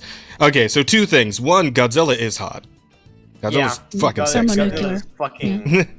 yeah. He's but there's... nuclear. Literally. But there's also just the thing where it's like it's that old meme about men's hear me outs versus women's hear me outs, right? Like men's hear me outs are usually still like female shaped in some way, like there's still some titties in there or nice like some curves, something, right? Whereas women's hear me outs are usually literal fucking monsters, like xenomorphs and shit. Like they're actual like horrific murderous beasts typically. So yeah, I don't know what to tell you on that. Freaky to power than they are to physicality. Yeah. Yeah, women are freaky like that. I never met a woman that's less freaky than any man that I've ever met. That is true, right? But we're the gooners. There's always men. Yeah, no, because we are the gooners. Okay, tell me about the fucking 70,000 words of fun fanfic about Nosferatu fucking about the tentacle pit. You in the fucking Sarlacc pit going. Yeah, tell me about the crazy shit like that. Reader I feel insert. personally attacked. Oh, sorry. sorry. I didn't think about that. My bad. Shit, was that racist? Oh, fuck. My bad. My bad, Emerado. We'll get you a gift basket. It'll be all right. We'll smooth it out. The gift basket would also be racist, just so you know. Perfect. What do you mean? The fuck? I love racist gift baskets. This is even better.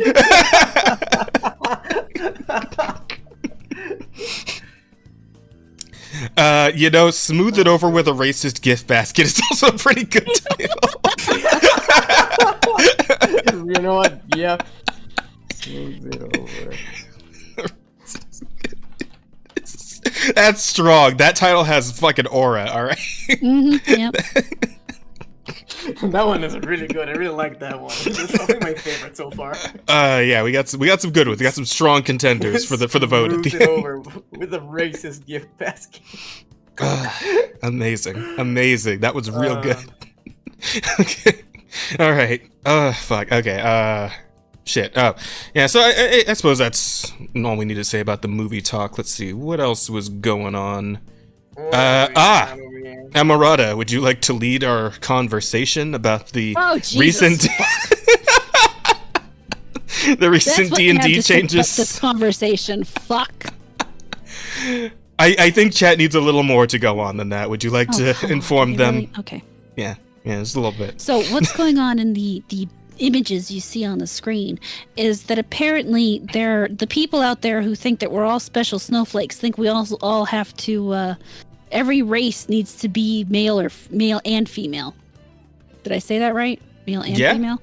Yes. Yeah, you can't have a race that is just one or half of the duality. You have to be male and female. You have to be a dryad that is also... Now, I will say, in their defense on that one, there are male dryads. That does actually exist. They're extremely rare. It doesn't happen often, but it's a thing. But not very much. But at the same time, there's just so many better ways to deal with this. I did do a video on this. They're making male Medusa, which Medusa is apparently a race in the game, because somewhere back down the line, and I'm not sure how far back, but they took the Gorgon name and applied it to some kind of metal minotaur instead. And so now they had to rename the entire race Medusa, and they're making male Medusa, which we won't even get me started on how angry that one makes me. Oh, man. Yeah, that makes no fucking sense. That one is so, wrong in so many levels. Yes. Oh, you could have female satyrs where satyrs are supposed to be goat boys, and The issue is they have no ability to let a race just be unique, or I'm sorry. I am being extremely insensitive here. I apologize to everybody because I am using the wrong terminology. You can't let a species, because they don't call them races anymore, they're species now. Mm-hmm. You can't let a species be just one gender or just one thing. You have to be able to include everything in that one species, or else somebody's feelings might be hurt. Man. So we don't get racial features anymore, we got a species feature. Oh no, you don't even get that. When it comes to creating your character, your race is now something relegated to your background and in no way matters in the regards to how your character's created. Oh, that sucks. Yeah. Yep. There is nothing inherent to like the race you come from anymore. If you're a halfling, you get just as much movement as someone who's twice your height. Yep. Because why fucking not, I guess. And you don't get any kind of bonus to dexterity or something for being small, and yeah, it's oh my god, it's so stupid. That is stupid. Kind of defeats the purpose of like having multiple like races and multiple like. Well, yeah, now stuff. everything's just human with different colors and maybe snakes for hair. Yeah. Yeah. So Rosa and Helmsman ended up talking about this on the last Foxhole podcast with the succubus and incubus thing. So Rosa thinks that apparently that is actually more or less okay, just because the whole thing where it's like the creature can like appear as whatever its prey finds desirable, right? At which point they could be a succubus or an incubus. In a lot of like not legend, but like in a lot of like fantasy worlds, succubus and incubus they are interchangeable, right? Because like the whole point is that they are shapeshifters. Yeah, right? that was the way Rosa explained it. Yeah, it makes sense, right? By the way, by default, I never thought succubi and incubi had gender to begin with. Like that's why I thought it was. I actually that's what I because like the first time I even became aware of like the real concept of a succubus and incubus, I think was when I was playing Persona, and like there are personas called succubus and incubus, right? Succubus is obviously female, incubus is obviously male.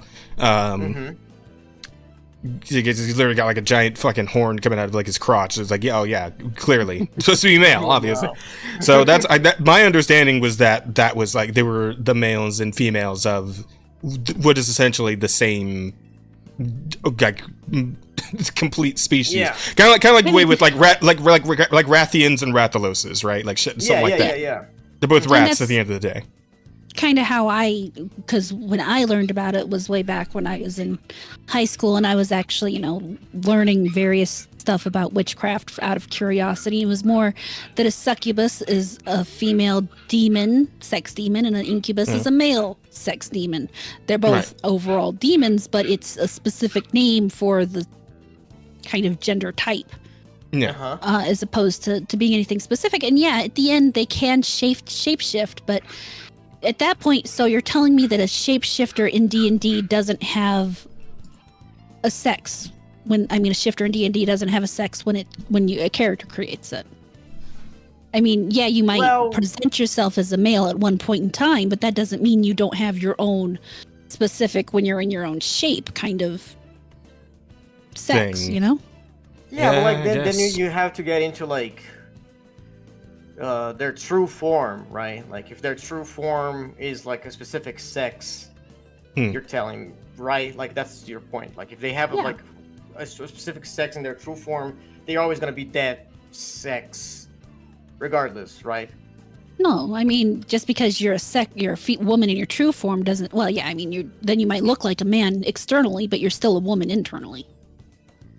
Which you would think certain groups would actually encourage. Yeah.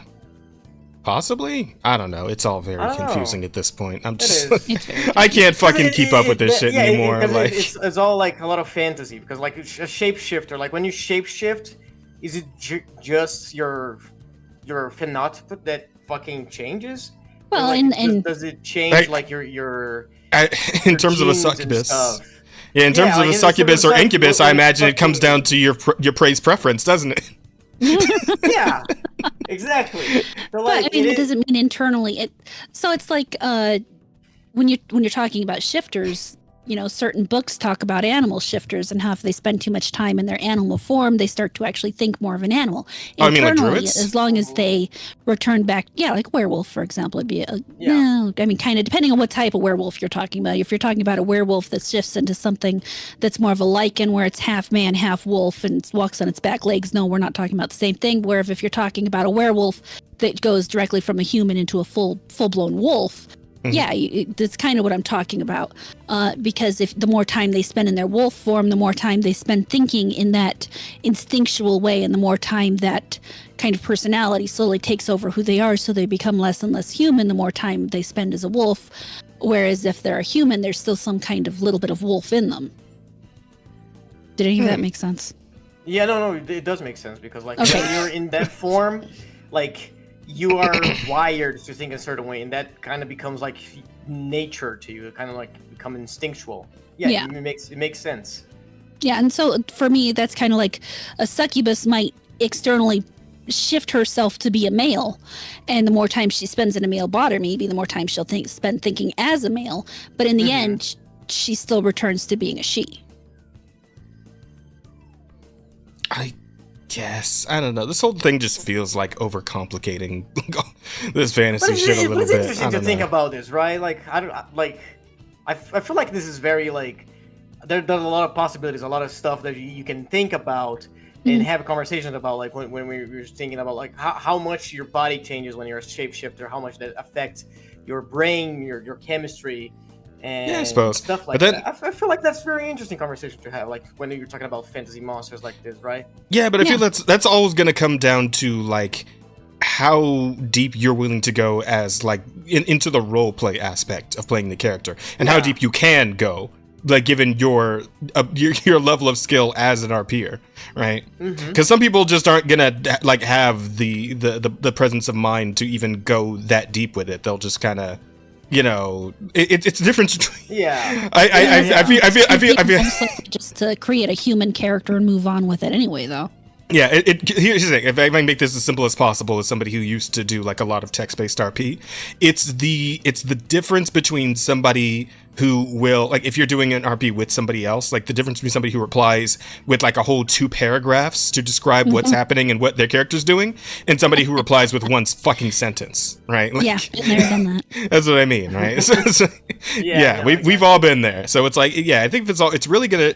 D&D has always come down, at least in some aspects, to personal preference when you're building a character and all of that, right? 100%. So yeah, it really is just like a personal preference kind of thing at the end of the day. Though, given this is all coming from Games Workshop, and given the direction they've been taking from D&D general as a whole, you can't help but side eye them when you see shit like this. Yeah, this is bullshit. Like whatever comes from D&D canon nowadays is just fucking garbage, because it's Wizard of the Coast. Wizard of the Coast don't give a fuck what they're. Oh, did I say Games Workshop? Yeah, Wizard of the Coast. My bad. I assumed you just were thinking you just got crossed. Yeah, I did. We weren't gonna call you out on it this time. My bad. I call myself out. I've done that before. I keep fucking mixing those two up for some reason. No, it's fine. Like, because stupid shit's been happening in Warhammer as well. So maybe that's why. I don't know. Yeah. And like whatever comes from like Wizard of the Coast, whatever D&D canon they try to push, I always just fucking ignore it, because I'm gonna play D&D the way that I want to play D&D. Who gives a fuck? They don't know what they're doing. Their whole like mechanic is just garbage for like anything that they come out. Like rarely there's something salvageable, but then everyone just ends up like having to fix it with homebrew regardless. Yeah. So yeah, I still wonder. I'm still very curious to know whether or not the fucking combat wheelchair is going to end up in 6C as like a real thing. It's like like in the fucking physical book as an item that you can get. I'm sure it'll be there. I'm sure. Yeah. Assuming it lasts that long, I don't think it'll get that far. I'm not gonna lie. I would be surprised if D&D lasts to the next. Yeah. You think Wizards of the Coast is on their way out with this one? I don't know if Wizards of the Coast necessarily is, but I do think that Hasbro is probably on their way out on this one. I don't see the whole trying to force everything into the virtual arena working for them. Because for one, everybody I know who genuinely loves D&D, who loves to play D&D, doesn't want to have to be on their computer or on their phones when they're playing with friends. They want to own the physical books, and they want to roll actual dice. Well, I mean, in some cases, it's, there's only so much you can do. Like in our case, because all our players are in physically different places, so we all have to use our phones. There's always going to be people who want to play online, but even then, do you want to pay Wizards of the Coast $50? Oh, fuck no. Yeah, so that's it. So you're going to use other tools. You're going to use Tailspire, or you're going to use Roll20, or you're going to use Fantasy Grounds, or whatever. You're going to find something else that lets you do these things, and you're not going to be beholden or tied to Wizards of the Coast. Because, you want to still play the game, but you don't want to be stuck playing by their rules. I got you. That makes sense. Because fuck them. I'm gonna play my Dryad or my Sucker by the way that I want to play it. Wizards of the Coast can fucking eat it for all I care. Fair enough. Yeah, well, I suppose that's all there really is to be said about that. But fuck Wizards of the Coast. This is the takeaway, chat. Didn't Wizards sell D&D to Hasbro or some other company? Did they? Hasbro owns Wizards. Yeah. Oh, okay, gotcha. And Wizards still does D&D, so yes, okay, correct. Okay. I heard some rumors that fucking Elon Musk wanted to buy Wizards of the Coast. he threw a joke comment out. Should I buy Hasbro or whatever? Yeah, but I don't think he's really going to do it. Last time he did that, he spent $44 billion on Twitter. So I don't know how much of a joke. I don't know when he's joking and when he's not. That man is a fucking an enigma. When you have the money, right? Yeah, when you have the money, he can very much do that. Like I'm not. I suppose we'll have to wait and see, but who knows? The future is uncertain at this point in time, I think, with many things. It's a brave new world we're walking into, guys, so you gotta be ready for anything. Be ready for anything. Protect yourself at all times. Stay strapped.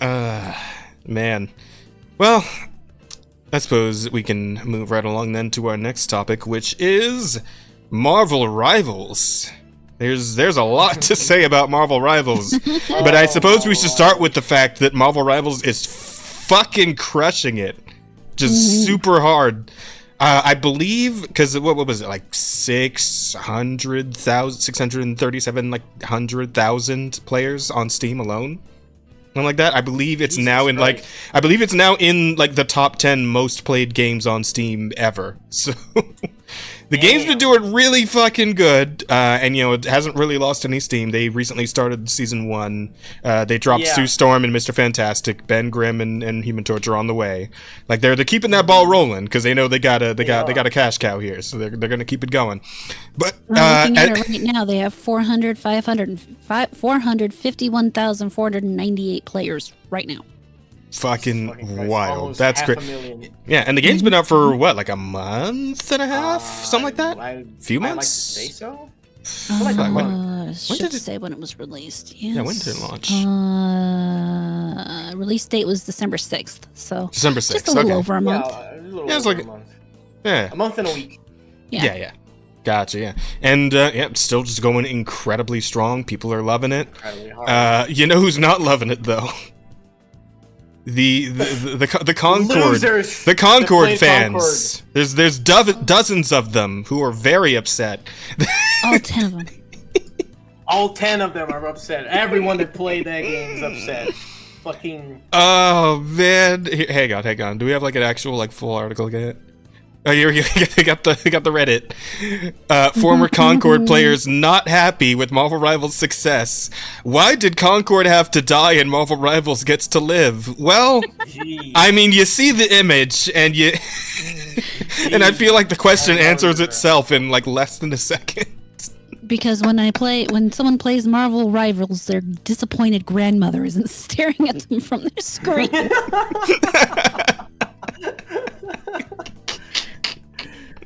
Bro. Oh man, a number of alleged former Concord players are not happy with the success of Marvel Rivals, as originally discovered by YouTuber. Oh yeah, Hero Hey did the video on this. Yeah, on the Concord Games subreddit, a question was asked whether or not Concord fans have tried Marvel Rivals and what their first impressions were. The top-ranked response currently reads, "It plays nothing like Concord. I personally don't like the movement or shooting at all and don't get all the hype and praise it's getting. If you want similar gameplay to Concord, Destiny 2 is your best bet, but the PvP in that game is basically unplayable, unfortunately. But the PvP is still good. PvE is still good." Speaking of, did you guys hear the rumor that apparently Marvel Rivals is planning to add PvE? Oh, yeah, really? I saw that, yeah. It already has a PvE, right? Like you no, it doesn't. Bots. Well, okay, but like I mean, like no, like a legit like PvE mode where you're like, I don't know, fighting fucking Ultron bots or okay, or I don't know, fucking Thanos goon, like the Thanos monsters from the movie or whatever the fuck, right? Stuff like that. Like you actually have like some sort of like story involved. Yeah, but apparently they're thinking about it. That would be awesome.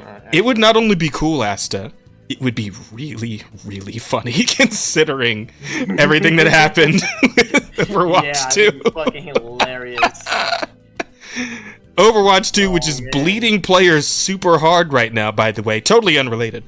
Just a coincidence, obviously. Had nothing to do with Marvel Rivals eating their fucking lunch in front of them. And fucking their mother at the same time. Yeah. See, they fucked their mother. Eating their lunch on top made of them their lunch, and now they're eating it. Yeah.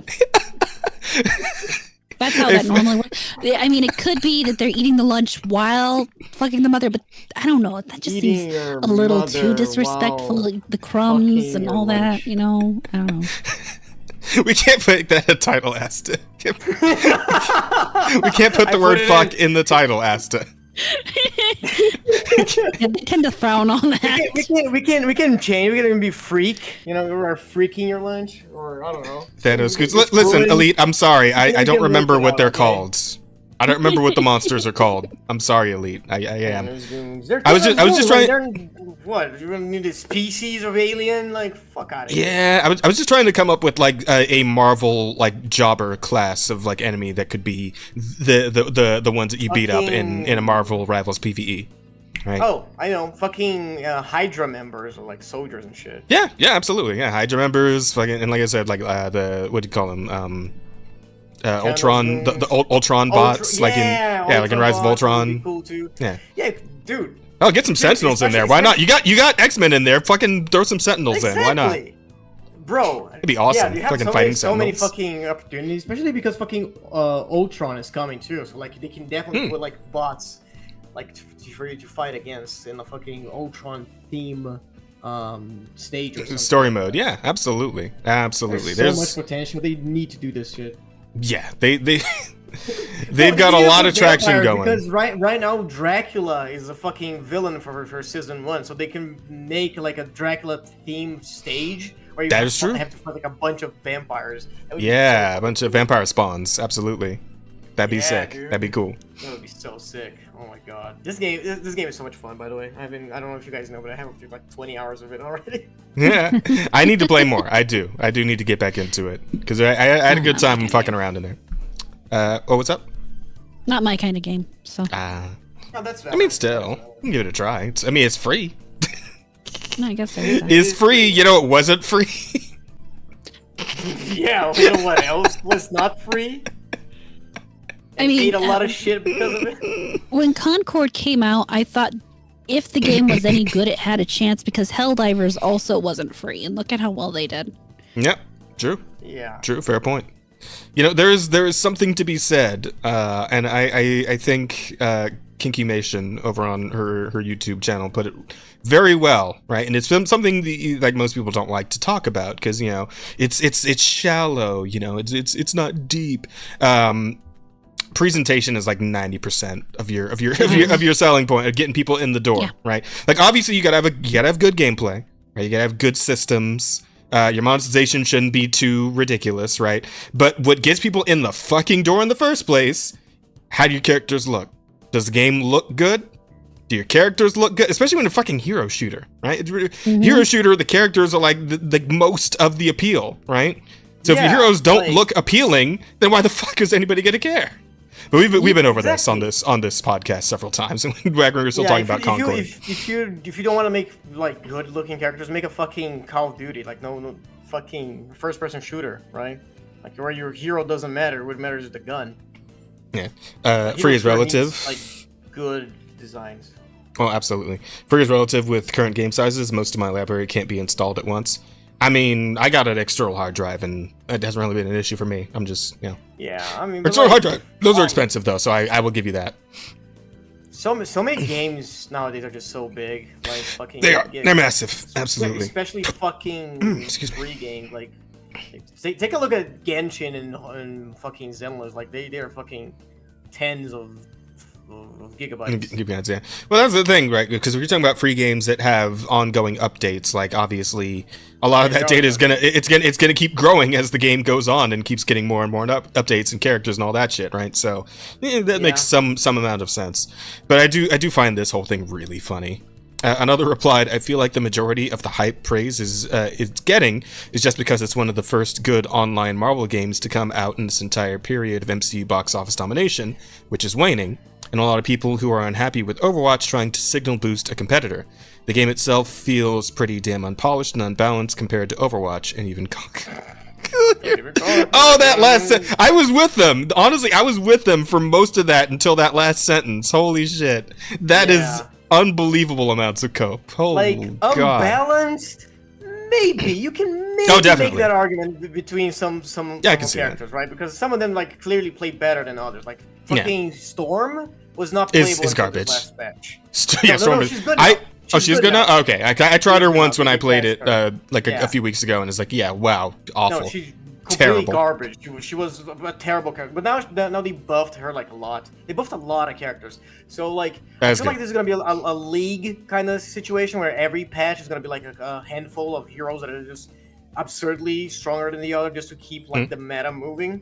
Well, isn't that one of the mechanics in the game itself where it's like some characters, like depending on the season, get like a buff or a boost? Yeah. So people will play them more, that sort of thing? Or is like a week to week thing, I think?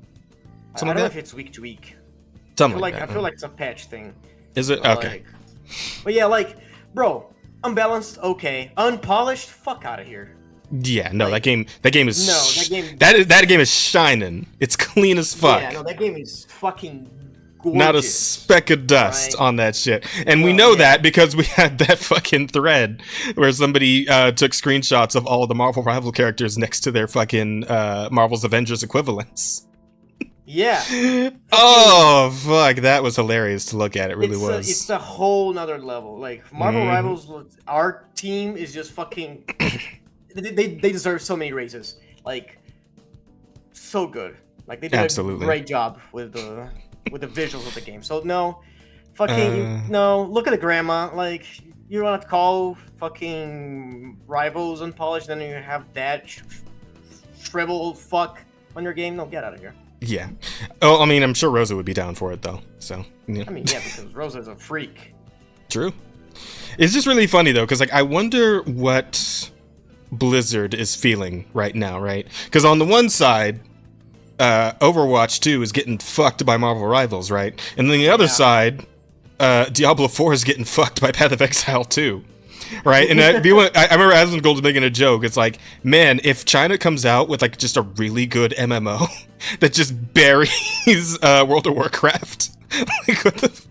Yeah, Blizzard is bad. Really funny. If they come out of a fucking good MMO, although, which I feel like because like it's a classic, it's hard to like. Yeah, it's hard to kill that one because I mean, if that were the case, then fucking FF14 would have killed it off a long time ago. Yeah, so absolutely, because FF14 is just a fucking like phenomenon right now. Yeah. So yeah.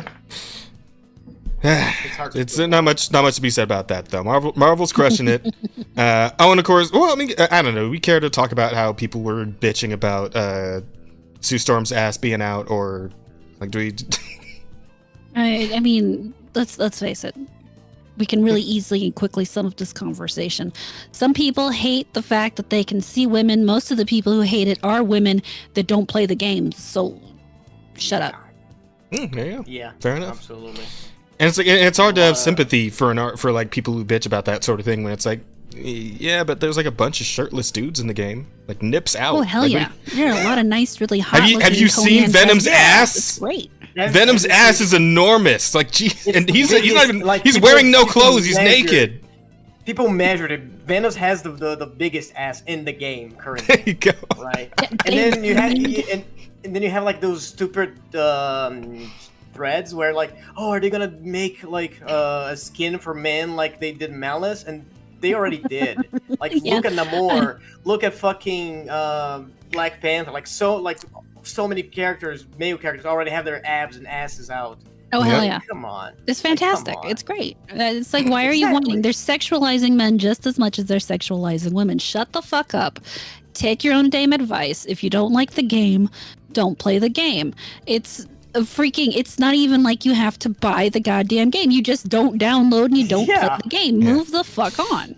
It's just it seems like what they want specifically, and I don't quite get it, but they want like the dudes to wear like you saw the edit of Mr. Fantastic where it's like the bottom part of his costume is just like a thong. He's just banana hammocking it, and I'm like, it's like, guys, come on, we can acknowledge. Well, there's nothing wrong with that. I would love to see that. But but most players are probably not going to go for it yet. You gotta remember that like most people that play this are like straight men. So even though it would be good for us, they're not gonna do just that. You know, yet. If I have to look at a woman's ass while playing a video game, I don't think there's anything wrong with making men look at a man's ass while playing a video game. I agree. I completely agree with that. Fair. It doesn't hurt anybody, and they're probably gonna play the woman anyway. So who cares? Yeah. Absolutely. Fair enough. Though I will say it's like you got to think about the way the company wants to appeal to the audience, like a wider audience. And when I say appeal to a wider audience, I mean like in the actual way, not in the stupid fucking not modern audience. I'm talking about the real audience here. And the thing is, okay, go ahead. I wasn't done, but okay. I interrupted you. I'm sorry. You can go for it. Because like, and I made a post about this. It's like we have to acknowledge that the way like men's sexuality is typically like the way men express their sexuality is different from the way women express their sexuality because men and women are different, right? Like when you want a sexy man, slander. Wow. Continue. When you want a sexy man, you take your shirt off, you get his nips out. You know what you can't do with a woman? At least not in like a fucking a general audience sort of thing like Marvel Rivals is. You can't take her shirt off. Obviously, that's that ain't gonna work. You can't free the women's nips. Whose fault is that? That's just society, I guess. Exactly. There you go. We let the women have their breasts out. Get over it. They're just tits. You know, a good pair of tits in somebody's face has never hurt anybody. I very much second that. But you two understand that you're being unreasonable is the thing. No, like I am actually being reasonable. The people being unreasonable are those who seem to think that you have to hide everything to make it okay. Yeah, like there is such a thing as common decency, right? You're saying all of that, like, oh just because it's common doesn't mean it's right. Men and women show like sexuality differently, sure, but that doesn't mean you need to have a guy's dick out to appease to women. Like that's not. You can do skimpy outfits for men. Yeah, and they do. And fucking exactly, they already do. But like you're saying that.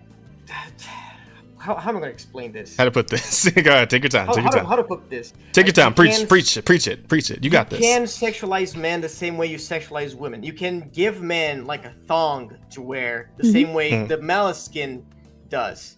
The reason why they don't is not because women and men like express sexuality differently. It's not because it would be like a lack of common decency. It's because when you do something like that, men get angry with you. They want to appease their male audience when they're doing that shit. Because if you look in what is profitable, in December the most profitable gacha game was a BL.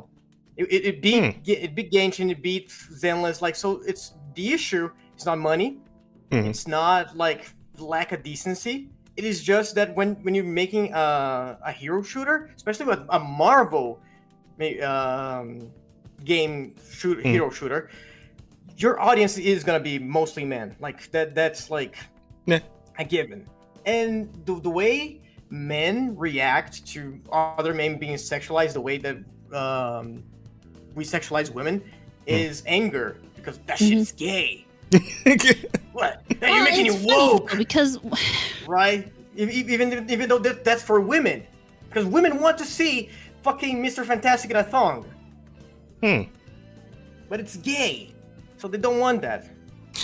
You know what? Honestly, makes you feel a little gay doesn't mean it is actually gay, but that's okay. Sure. Exactly. In my opinion, explain that to the broad audience, right? In my opinion, I will say that I think I can agree with you guys to a certain extent. And if it were like a side costume, in the same way that like the Malice costume for Sue Storm is a side costume, you got to buy that, right? You don't just get that as a default, like that, right? Yeah, like if you get some man thongs as a side costume that you can pay a little extra for, then all right, fine, sure. Yeah, it is what it is.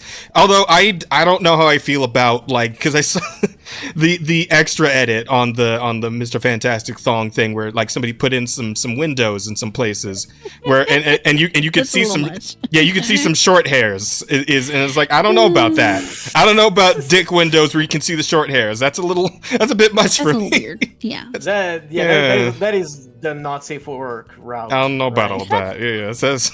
Yeah. Plus, I'd like. Would women find that sexy if you could like if you had windows where you could see the crotch hair, the bush? I mean, do women want to see the bush in a window? Like a penis is not attractive on its own. On the face of it, you look at a dick, and despite the fact I like them, on its own, it is not something that is physically attractive. Everything around it is more attractive than the penis itself. Yeah. Okay. So hold on. The question is, do women find pubes attractive? Because I think that shit is hot as fuck. Like when you can I see, mean, like, it depends on the pubes. I mean, are we? You know when you see the little trail that goes up to the belly button. That's okay. I mean, as long as it's not. I mean, there's a difference between like he's wearing a second pair of underwear under the underwear, and then he's got like some nice light little peppering. Those are two different things. I see. This is a conversation I can't really say much about. I think. I feel like we differ in taste now because I like a bush.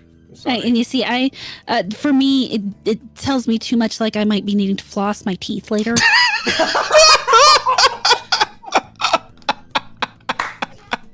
Holy shit. So real. That is so real of you. You know what? I concede. I actually. Holy shit. So Asta, do I know how to pick him or do I know how to pick him? Holy shit. Oh my god, that shit killed me. Can we put that in the title? This chat, what you don't know is that this was the test episode, right? This was Emerada's internship as a regular host, but she's definitely passed. She definitely with flying colors. That shit was hilarious. Oh man. Yeah. So okay. So where I'm at, there should definitely like the same stopping point that you would have like for women's costumes, which is obviously. Yeah. Like you can't get some nips out, and like I don't think they're gonna put like any characters in a straight up micro bikini like a mod, right? So the same stopping point that you should have, there should be an equivalent stopping point for men's costumes. I think we can agree on that. Yeah, like it needs to be safe for work. That's what you draw the line. Yeah. Same as women. Right? I mean, I think the game is T-rated, but yeah. So wherever T-rated allows, just we stop there. But yeah, we should it should go both ways though for sure. Definitely have like more skimpy outfit for men.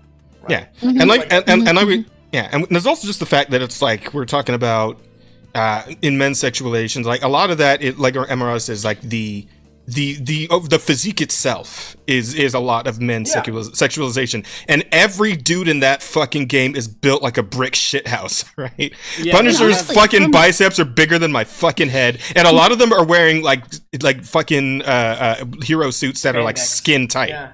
Like you can see all the abs and the bulge and all that shit anyway. Like even if they're not like it's like bare, if it's not like straight up bare skin, like there's nothing left to the imagination on most of the dudes in that game. Let's be real. Well, and the funny thing about male sexualization is that a lot of times what a female finds sexual about or physically attractive about a man is the same thing another man would look at and just say, hey, that's a goal. Yeah, absolutely. So while it might be sexual for a woman, for a man, it's a piece of inspiration. Yeah. So you can kind of get away with just a little bit more if you play it right. Yeah, exactly. Which is kind of sad because that usually doesn't go the other way around, right? If you're talking about like women are bitches, sexually so there's attractive. Okay, all right. I just think it's sad though, because like, why can't women look at like very like physically appealing women in games and come to the same conclusion? Hashtag not all women. I feel like that's a whole conversation about like it's not just about sexualization of women. There's a lot of like pornography and the culture around that is like diminishing to women. Right? It's not. Yeah, it's I mean, not men just, too. Yeah, exactly. But it's a lot more prominent on women, right? Yeah, I suppose I see that. Can you agree? Part with of that? it. So go ahead. There's a dual thing here. Yeah, to some degree, how you sexualize a woman can tell you if it's demeaning or not. Yeah. A lot of times women will see a woman who is looking sexual and attractive and she will call it demeaning, not because she thinks that woman that she's looking at is being demeaned, but because she sees the fact that people like that woman, she herself feels demeaned. So because she doesn't look like that woman, it means people don't like her. And it's one of those things that I struggle with my fellow women with, is that just because another woman is more attractive than me doesn't mean that other men don't like me. Yeah. There are plenty of men out there I know who have there's at least one man I know for a fact. Yeah, exactly. You're fucking engaged, so clearly shit worked out regardless. I have that man. I don't need other men to find me attractive. I know other men do. Yeah. But I don't need all the other men who then find that woman over there who is objectively skinnier, younger, more beautiful to also find me attractive, because that's just not how life works. It's not realistic to expect everyone to find me attractive. And if someone finds somebody else attractive, that doesn't mean I'm not attractive. Yeah. But too many women operate on that jealousy factor. Yeah. Where if they're not the center of attention, then it must mean there's something wrong with them. Women don't share well. They don't. They don't share attention well. They don't share anything well. And because of that, they have problems letting go of some of this stuff. It's really difficult to try to put it into words where other people understand it. Oh, you're doing a good job. Like it is very like I can follow your line of thought, right? What do you Angel do?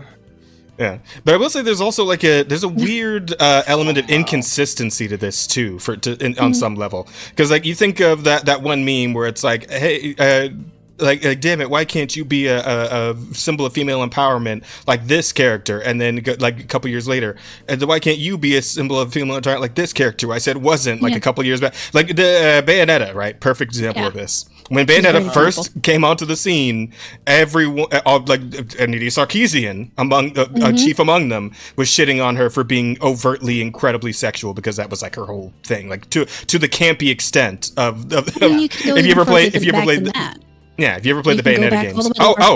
Lara Croft, yep, absolutely. Yep. And then, but like, yeah, in Bayonetta's case, like somehow she became a fucking lesbian icon along the way, even though in canon she's, even though in canon she ends up marrying a man and having a child, like. So who knows what the fuck? It's so hard to like nail this down, honestly, just in general. It is. Part of it has to do with the way that women are manipulative. We will use information at the time as it best suits whatever end goal we have. And I don't say that to besmirch my own gender, but it's a fact. It's just part of how we operate at the moment. If we want something and there's a piece of information we can use to leverage people closer to the direction we want them, we will. That doesn't mean later we won't either change our mind about it or find that it's better use to us in another way. That sounds kind of frustrating, to be honest. Well, there's a reason I don't like women. We're not very consistent. I feel like there's also like the when you give it the examples of like Bayonetta, how she was like before she was like, oh, it's super sexualized, and now she's like an icon. I feel like there's also like a difference in culture because now like a queer culture is a lot about being cunty, and Bayonetta is just. She is the cuntiest bitch, right? Like I'm just so confused as to how that became a positive thing, right? Like it's like it's like the worst word you could possibly call a woman, and yet somehow it's like a positive thing now. It's like it's the swing of the pendulum, right? Like it's the culture is constantly changing, and right now it's like iconic to be sassy and be like this overly exaggerated, like expressive.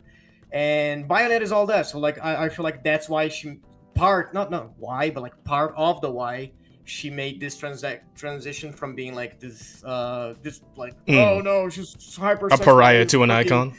Yeah, a pariah to an icon. Yeah, absolutely. Well, there is. So, I mean, I grew up in a family where if you called my mother, for example, a bitch, she'd just look at you and say, yeah. And we've kind of moved to a point in society where women are actually allowed to accept the fact that if someone's calling him a bitch, it doesn't fucking matter. Because, yeah, if you've pushed me to the point I'm being a bitch, you probably deserve it. I tell you, I wish the rest of my race could be like me and finally get to that point with the N-word. Sorry, that's a little aside, but that's a little aside, but well, it was tangentially related. It's the same damn thing, you had to make this about race, didn't you, Jazz? You just had. Just because we don't share a skin color doesn't mean we don't share similar struggles. So his happens to be a word that has hundreds of years of negative connotation behind it that people should really take advantage of and leverage to their fullest extent. Honestly, in my case, it's when it comes to those words, I find the fact that people still consider Uncle Tom to be a negative when in fact the book is quite positive. A separate issue. But that's something I could go on for a while just because that's the first example of entertainment media taking a word that should have taking a phrase that should have a lot of power and turning it around because they didn't want a group to feel like they had power. But that's like I said, a separate issue. But it's the same exact thing. Fact of the matter is you can call me just about anything you want to call me, and 9 times out of 10 I'm just gonna laugh and agree with you. Because you're probably right.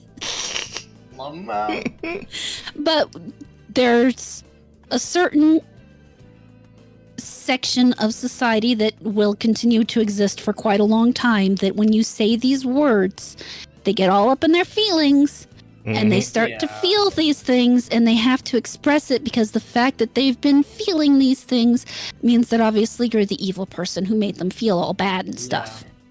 And it's complicated to deal with that kind of shit. Absolutely. And that's the problem we face with a lot of these things is the fact that women don't like the fact that as a gender, we are in fact physically weaker. There's a lot of things that we can't do. And it comes with a lot of envy towards men because we see men do these things and we want to be able to do that too. But we can't. But that comes at the same time that we ignore our own strengths, which is, like I said, manipulation. We're great at manipulating. We know how to get people I mean, to be fair, it's in a grand scheme of things, it's a pretty fucking good skill to have. So it is, and if you know how to leverage it correctly, you don't even have to hurt anybody when you're doing it. Just because you are manipulating people doesn't mean you have to do it in a cruel or unusual way. It's a word that ends up with a lot of negative connotation because of the way people use it. But if I am manipulating someone into doing something that's better for them, am I really being the bad person?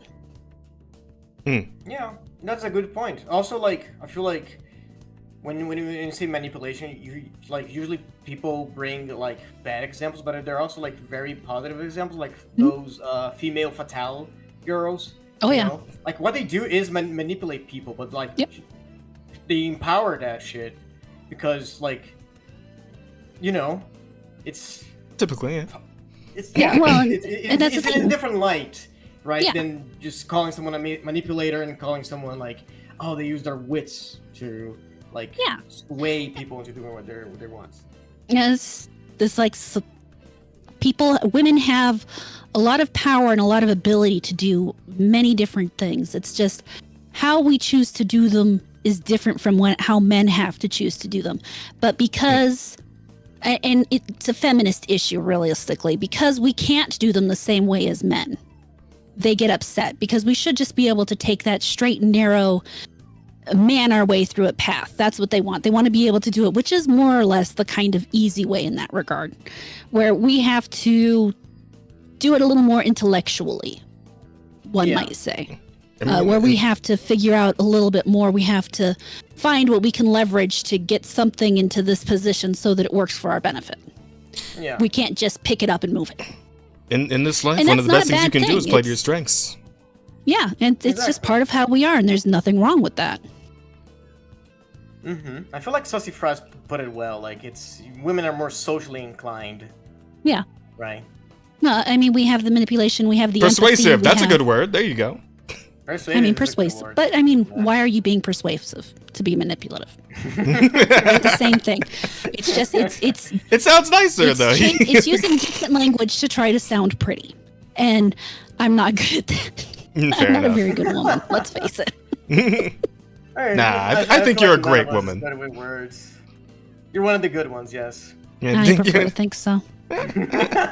Just like me. Hey, twinsies. Yeah, and me. Yeah, he's one of the good ones. Yeah, we're that group. We're one of the good ones. Exactly. We're the good ones out of our groups. Let's go. You know, I believe Asta's been going to Tire Stealers Anonymous. You know, I think he hasn't stolen a tire in like a few years now. He's been clean for a while. Yeah. Damn. So, good job. Yeah. Thank you. I really appreciate it. It's been a tough. I'm proud of you. Me. I'm really proud of you, man. Thank you. Not stealing tires has been life changing.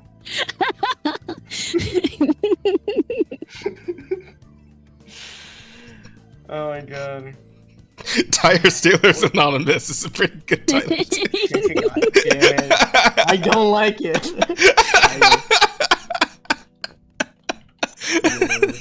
Anonymous. Is there a Y in Anonymous? Yes. ANONYMOUS. Fine. Okay. I have autocorrect. English autocorrect. Very handy. English autocorrect. Yes, I have it on fucking Discord, not on my computer. Perfect. On Discord it does. I'm curious, is there like anywhere like where you go on the internet where you like just speak Portuguese as like a regular thing, or do you just hang out on like the American, like the English speaking internet constantly?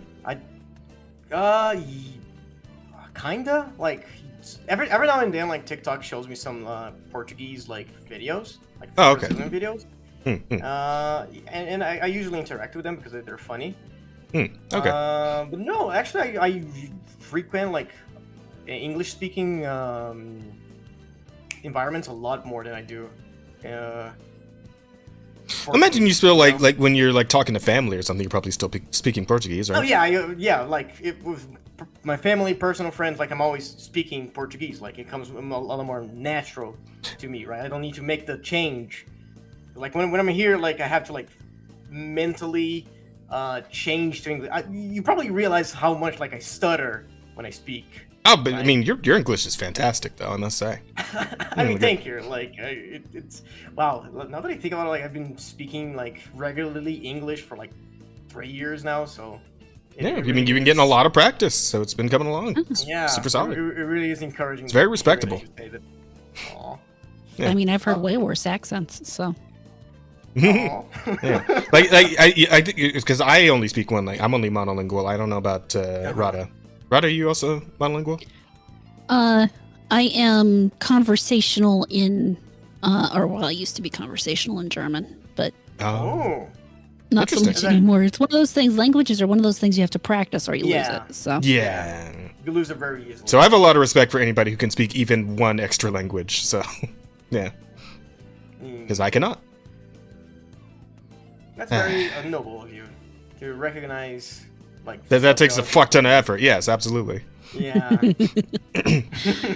I think it's very valuable to, at least if you don't know the language, it's valuable to understand language what's structure between different languages, just because it gives you a better insight into the way other people might think. Yeah. I was just making a jokes just for clarity. Oh no, it's all good, Angel. We're all making jokes around here constantly. Yeah, no, they're always shitting on me. You know, it's fine. I don't mind. No, he They likes shit on it. each other. Yeah. Oh, hey, hold on. Let's not go there right now.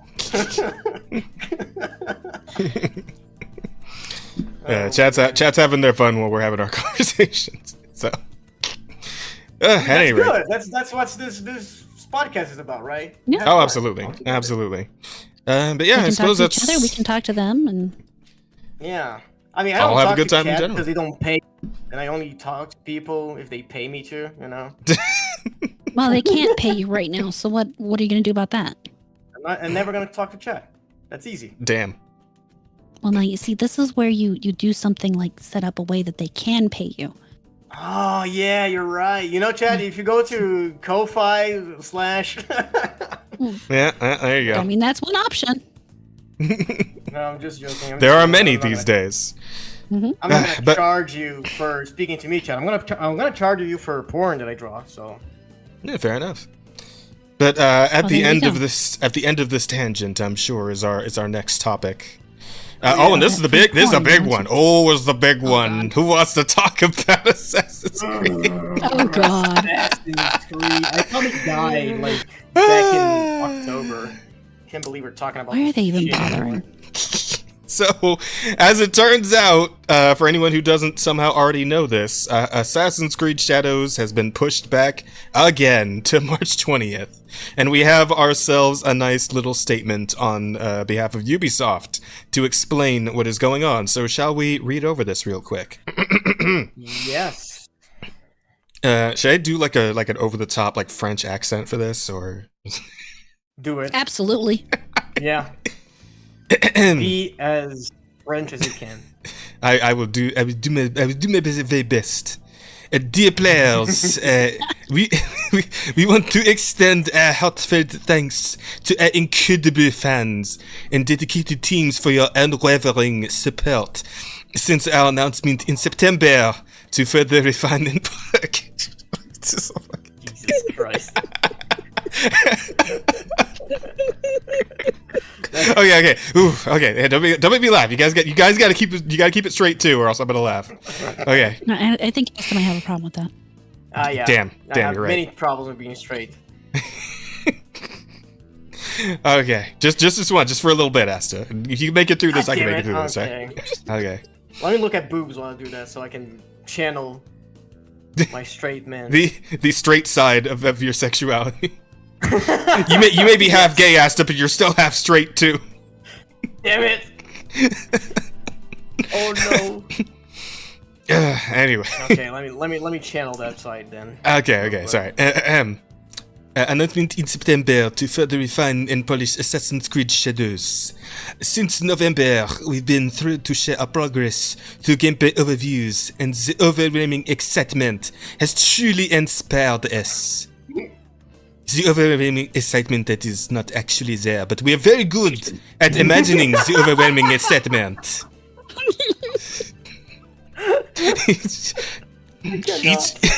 Each week has brought valuable feedback from our community. While we've already made remarkable strides, we believe a few additional weeks are needed to implement that feedback and ensure an even more ambitious and engaging day one experience. Accordingly, the new release date is March 20th, 2025. We remain committed to... I had it until you went home. Why did you have to hold on, dude? Why did you have to hold on? Sorry. Okay. Okay. Oh, We remain committed to delivering the high-quality immersive experience fostered by ongoing dialogue between our players and development teams, Baguette. We know you're eager to learn more about Assassin's Creed Shadows, and we're excited to share that more updates will be coming your way very soon. Mark Alexis Okote, on behalf of all teams working on Assassin's Creed Shadows Black Samurai. That was tough. I almost lost my cool there. I don't know if you guys noticed that I almost Okay, so would anyone like to guess what the actual reason for this is? Because I have a pretty good theory, I think. I really do think it's just for the bugs. I think it's because they chose like the worst date, and they were having to like compete with a bunch of like the heavy. Ding, lifters, ding, you know? ding. Too. I believe Asta has the right of it, because I don't know what the fuck they're actually going to accomplish in what, like 2-3 weeks. It's like nothing in terms of game development time. I don't know how much they're going to actually do in that short a time. So I really think it was just to get away from the releases of fucking Monster Hunter Wilds, Kingdom Come Deliverance 2, fucking Like a Dragon Pirate Yakuza in Hawaii. Have you guys seen that fucking game? It looks awesome. It looks so fucking good. And Avowed 2, I guess. I don't know, for whoever cares. But yeah, you know. I think it's Avowed 1. Avowed 1, yeah. Whatever. Yeah, just Avowed. Yeah, sure. Nobody's going to care about that one. I don't think so either. But those other ones are Titans, and I don't think Shadows wants to fuck with them. Deliverance 2, I think, is going to be the one that takes it on this. I disagree because I am a Monster Hunter stan, but you know, I get where you're coming from. I do. Well, yeah. I honestly, I've been saying it time and time again, but I really think all Monster Hunter needed to like really, really explode is crossplay, and this game's getting it. So I think it's taking over the world as soon as it comes out. I'm thinking that's I think where I'm when at. you're talking multiplayer games, you're right. But for a single player game, I still think okay. Deliverance too. I'll give you that. Fair enough. We can compromise. Resident Evil Chronicles the X comes out March 20th too. Oh god. Lamau. Damn, that's crazy. But yeah, like all aside from that, all of those games that are like coming out, like Monster Hunter, fucking Yakuza, they are all like $50-$60 each, right? Yeah. And this bullshit is fucking $90 the gold pass or whatever the fuck. I thought it was 70. Oh my god. $70 to buy the base game, $90 for the next step up, or you could just go ahead and pay them their monthly $17.99 to get the whole thing plus 3 days early access. Woohoo! Yeah, like so that's like a lot of money. And it's retarded. And fucking if they want like they're not gonna sell a lot. They already not gonna sell a lot. Like their pre-orders are already like super low. Controversy after controversy when it after comes controversy. Out, and they have to, and like the players have to like choose which game they're gonna spend $60 on. You know, they're probably gonna spend on a fucking fully released game like Monster Hunter or Yakuza, not a fucking subscription-based game that is 70, 90, or however many months they buy this shit. Yeah, I mean, I think the big issue is just that nobody trusts Ubisoft anymore. I don't think that even with them putting it off, it was supposed to come out in December? And they put it off to February. I don't think even with that amount of time to really try to polish it, that it's going to make enough of a difference. I think they're still going to have some big issues when it initially comes out because I don't think they have any idea how to quality control their games anymore. And I mean, add the fact that there's just no trust left there at all. Plus the fact that nobody is excited about the characters you're going to play in this game. Nobody cares about these characters. Yeah. And many. It's not going to sell. Many over in Japan are probably still offended from the last 6 different offending things that Ubisoft did. Which is really funny if we want to talk about the new release date. This funny little coincidence with that. What were the exact details of the significance of the date again? The 1995 sarin gas attack, one of the biggest terrorist events to happen in Japan. Where someone released a bunch of sarin gas on one of the subways. Killed a bunch of people. Jesus Christ. Okay, so my thoughts on that, honestly, is that I believe that for once, this was a landmine that they stepped on that they had no idea was there. Yeah. Like the thing with like the one-legged Tory gate, like that was like somebody should have fucking said something about that. But like a terrorist attack on a specific day that they just happened to drop their release date on as well. I feel like maybe that one was like a legit goof. It's really funny, like combined with all the other shit. It's really funny, but I think this one was actually just a goof. I will say, for most days of the year, if you really try, you can find some kind of terrible event that's happened on that day. Yeah. So I mean, I imagine it's a little harder when it's like Japan specific, but yeah, when it's Japan specific, it's a little bit harder. But yeah, I don't think that it's impossible, or I don't think that you can just straight up say, yeah, they picked. Well, I mean, you can say one of two things: they didn't know anything and they picked this gate day by accident without realizing what the day was, or there's somebody working in their studio that is literally trying to sabotage them. We talked about this concept. We called them the sleeper chuds.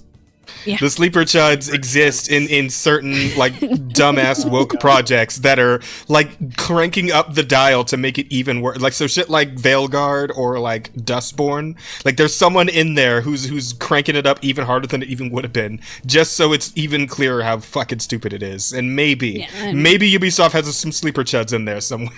That is such a conspiracy theory. Like I know, but we made it as a joke. We meant mostly as a joke, but like it'd be really funny if that was what's actually happening. Yeah. Bro, imagine.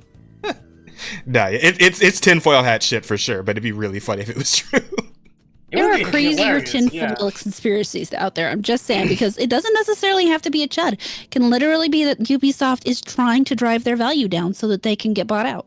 Oh, that is true. Yeah, there's a whole thing with like 10 cents and you know the Gimos, Yves Gimot and his family. Guillermo. You know that Gimmo. I don't know. Yeah, I think that's French. Yves Baguette. Something. I don't know, man. Yves Croissant. There we go. Yeah, I can say croissant. Croissant. No, I want a croissant. Me too. I haven't had one cream in a long and time. Strawberries on it and little powdered sugar. That is delicious. Breakfast croissants. Good shit, good shit. But anyway, yeah, this whole thing is just pretty funny, and it's like I don't know what they expect to actually accomplish in this like very short delay they give themselves. It'd be really funny if they just did it again once we get into March. I just don't know. I don't know what the real plan is here, because it seems like they're kind of flying by the seat of their pants on this one at this point. Anymore. Yeah, this game just seems kind of fucked in general anyway. So it's like I don't know. I mean, how to put this? I feel like there's still some just like straight up normie appeal, like people who don't give a shit about any of this, who don't really like frequent the internet like we do and like keep up with the news around stuff like this. And they know that they like Assassin's Creed, so they'll if a box says Assassin's Creed on it, they'll still buy it and try it, But I wonder. Assassin's Creed Samurai and be like, oh cool, dude, samurais are awesome. They're the best out of the pirates and cowboys. So of course I'm gonna buy a samurai game. Yeah, I just wonder, like, how much Assassin's Creed fatigue is there in general in, like, the general audience? Because I feel, I don't know, I haven't looked at, like, statistics, but I don't know, it just seems like Assassin's Creed in general as a series has just been kind of, like, very slowly falling off in terms of just popularity in general, Yeah. Well, there was a time when it was, like, right up there with Call of Duty, but no. Right. No, it's one of those things, before Dragon Age came out, I was kind of saying the same thing, is that, there's the normies out there who are going to want this game just because they loved the previous 3 games. And we see how much it sold. In the end, the question is how many of those normies really exist? And how many are really going to just buy the game based on name alone? And are there really enough of them to counteract the size of the budget on this game? And I don't think there is. Absolutely not. It's certainly not enough to save Ubisoft. That shit's never happening. Oh, God, they're dead. They're going to die. Yeah. The date is marked. Right, the noose has already been tied. They're done. There's no way out for them at this point. But yeah, I mean, I guess the only thing that's really left at this point is to just see how the actual release is going to pan out. And I think it's going to be real interesting to see what happens regardless. Like, whichever way it goes, It's gonna be interesting. I don't think it's gonna do gangbusters. I'm saying gangbusters is off the table. It's either does decent or it fucking bombs. One of those two things. The thing is I think mid or it's decent trash. is going to be fucking bombing because there's just no way. I genuinely think people could buy this game and still not make it to the fucking break-even point. The game just costs too much to make. Yeah, absolutely. I feel like this is gonna be just like another loss for Ubisoft. Yep. Maybe their last loss, because hopefully Ubisoft needs to end. I'm so sick and tired of them. They have been stacking L's just pretty consistently here for the last few years. You get your Star Wars Outlaws, you got your Skull and Bones. Apparently that last Prince of Persia game was like good. I heard it was good. The mirror from people one who played or whatever? Yeah, but it didn't sell because people didn't want to pay $40. No marketing around that at all. Yeah. I feel like it probably would have done better as like maybe like a $30. Something like that. I think it would have done better as like a $30 game as opposed to like a $40 one. It would have done like a little bit better. Because if you're talking like a side scrolling, the budget on that was still too high. Yeah, probably. So yeah, it's the swan song for Ubisoft, and we'll see. I mean, at this point I'm just hoping that fucking Rayman goes to a better studio that'll actually treat it well. Because fuck, man. I wouldn't hold my breath on that one, but yeah. Yeah, I know. I just want another Rayman Legends, man. I really do. That game was so good. Rayman Origins, Rayman Legends, man. Those games are fucking great. I just really want. Hopeful. And instead we got. It's just like when you go from that and then like we get to the point where Rayman's doing lines of coke off of a weird anthropomorphic cow woman and becoming a fucking Unabomber. I don't know. What am I supposed to feel at that point? You know, it's literally. It's kind of metal. Not gonna lie.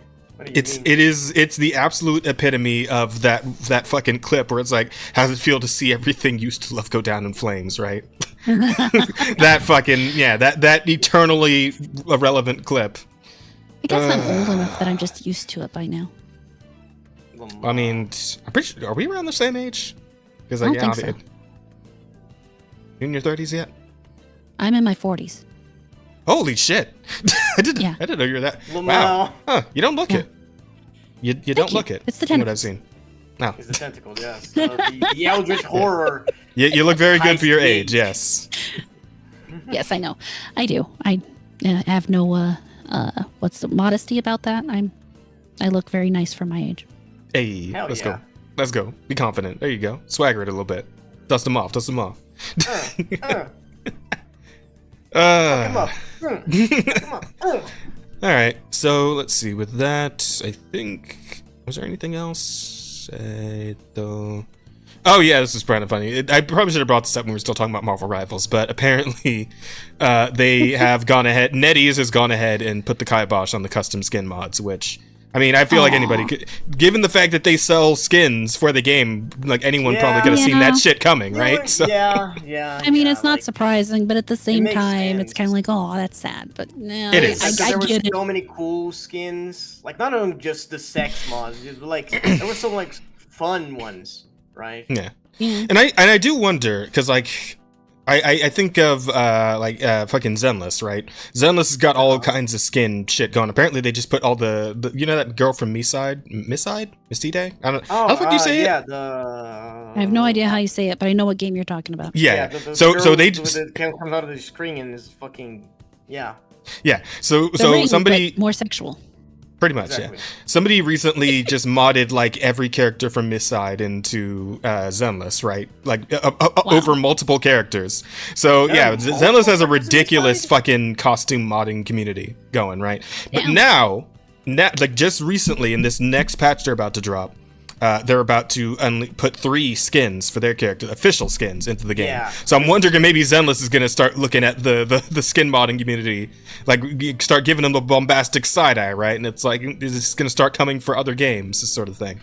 Which would suck. Which would suck a lot. But at the same time, it is understandable. If you're selling skins and you want to sell those skins, like if people are allowed to just mod shit, well, obviously you're going to be losing a lot of money on that, right? So, you know, it does make sense, and I kind of, you know, got to give it to him. It's like, yeah, I get it. It sucks, but I get it.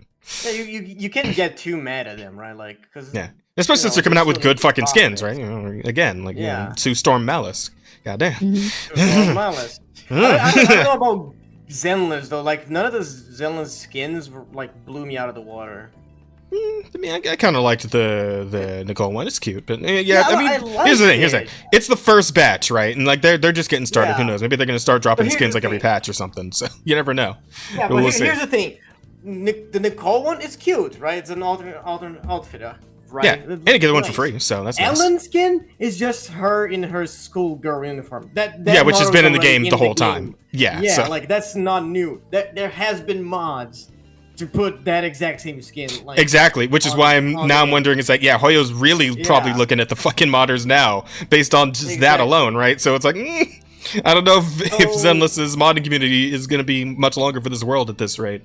Which I don't know. I don't know, man. Like, it's a bitter pill to swallow, but I mean, you know, it is understandable. I can't really, you know, hate them too much for doing it, because obviously it's a money thing. They're a business. They got to sell their skins. You know, it sucks, but it is what it is. So.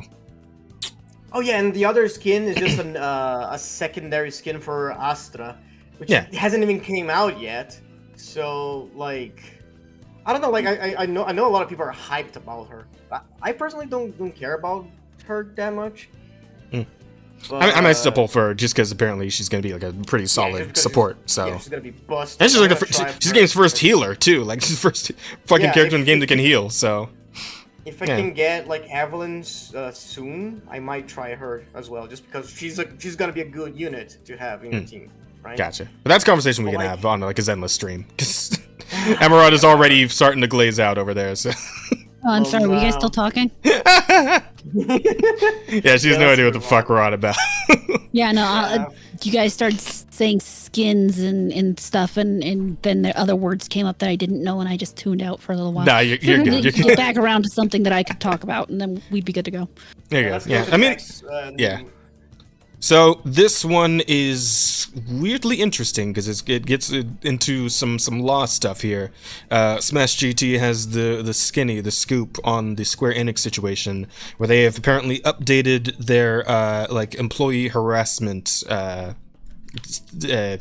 guidelines. Okay, so it's actually crazy and could set a very dangerous precedent, not so different from the one Alyssa Mercante was trying to set with her lawsuit against me for daring to cover the game industry. Square Enix is doubling down on DEI and going on the attack with lawsuits against gamers they deem too offensive. So let me see if we can get the actual guidelines here. I'll have a look. Oh, for God's sake. Deny. Go away. Okay, so Square Enix believes that the feedback... Oh god, it's going to take forever to read through. That's the preamble, fuck it, who cares? Group customer harassment policy.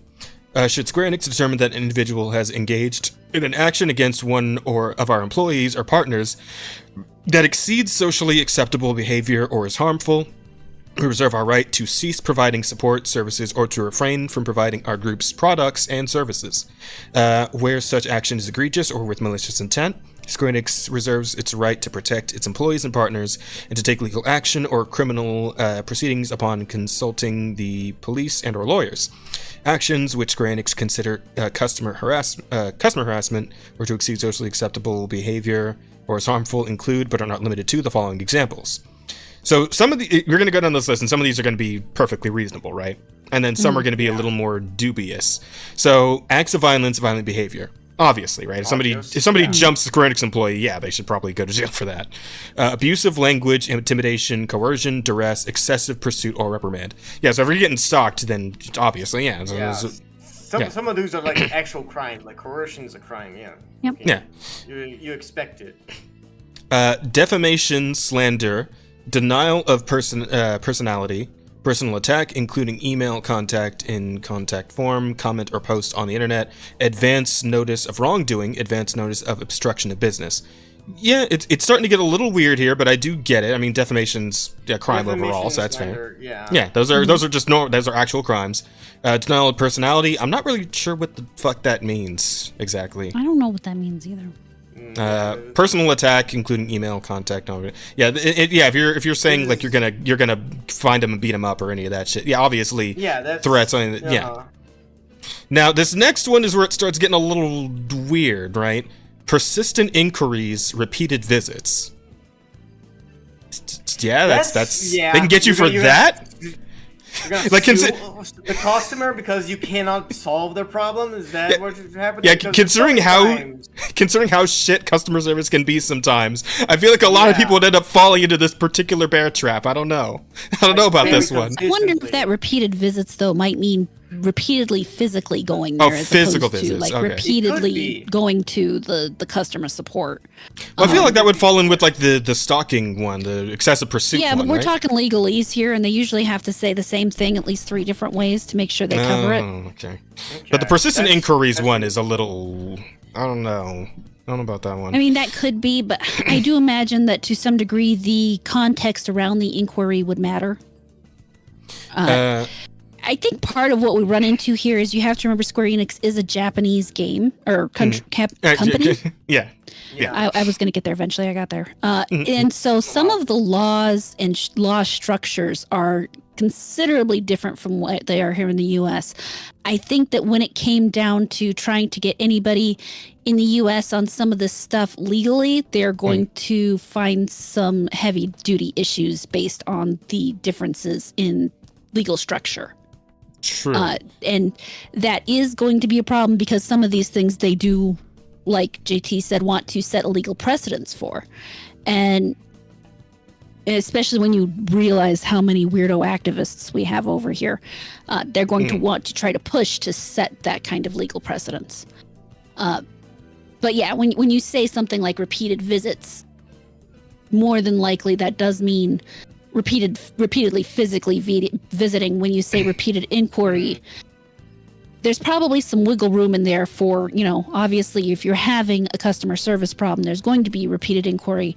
Whereas if you're just sending an email over and over again, when's it ready? When's it ready? When's it ready? And they never respond back. That's a separate type of inquiry. Yeah. But so, it's a vague statement. Yeah. So. Yeah, the fact that the thing that gets me is like it's a little too vague, right? Yeah. And it seems like there's room in there to abuse this a little bit if it if it comes down to a customer just getting a little angry with somebody, maybe because they again have been left on the line really long for like an hour, or they've just been hung up on or whatever. Yeah, all kinds of stupid customer service. We've all had to deal with customer service shit at some point. We know how it goes. It can be really frustrating sometimes.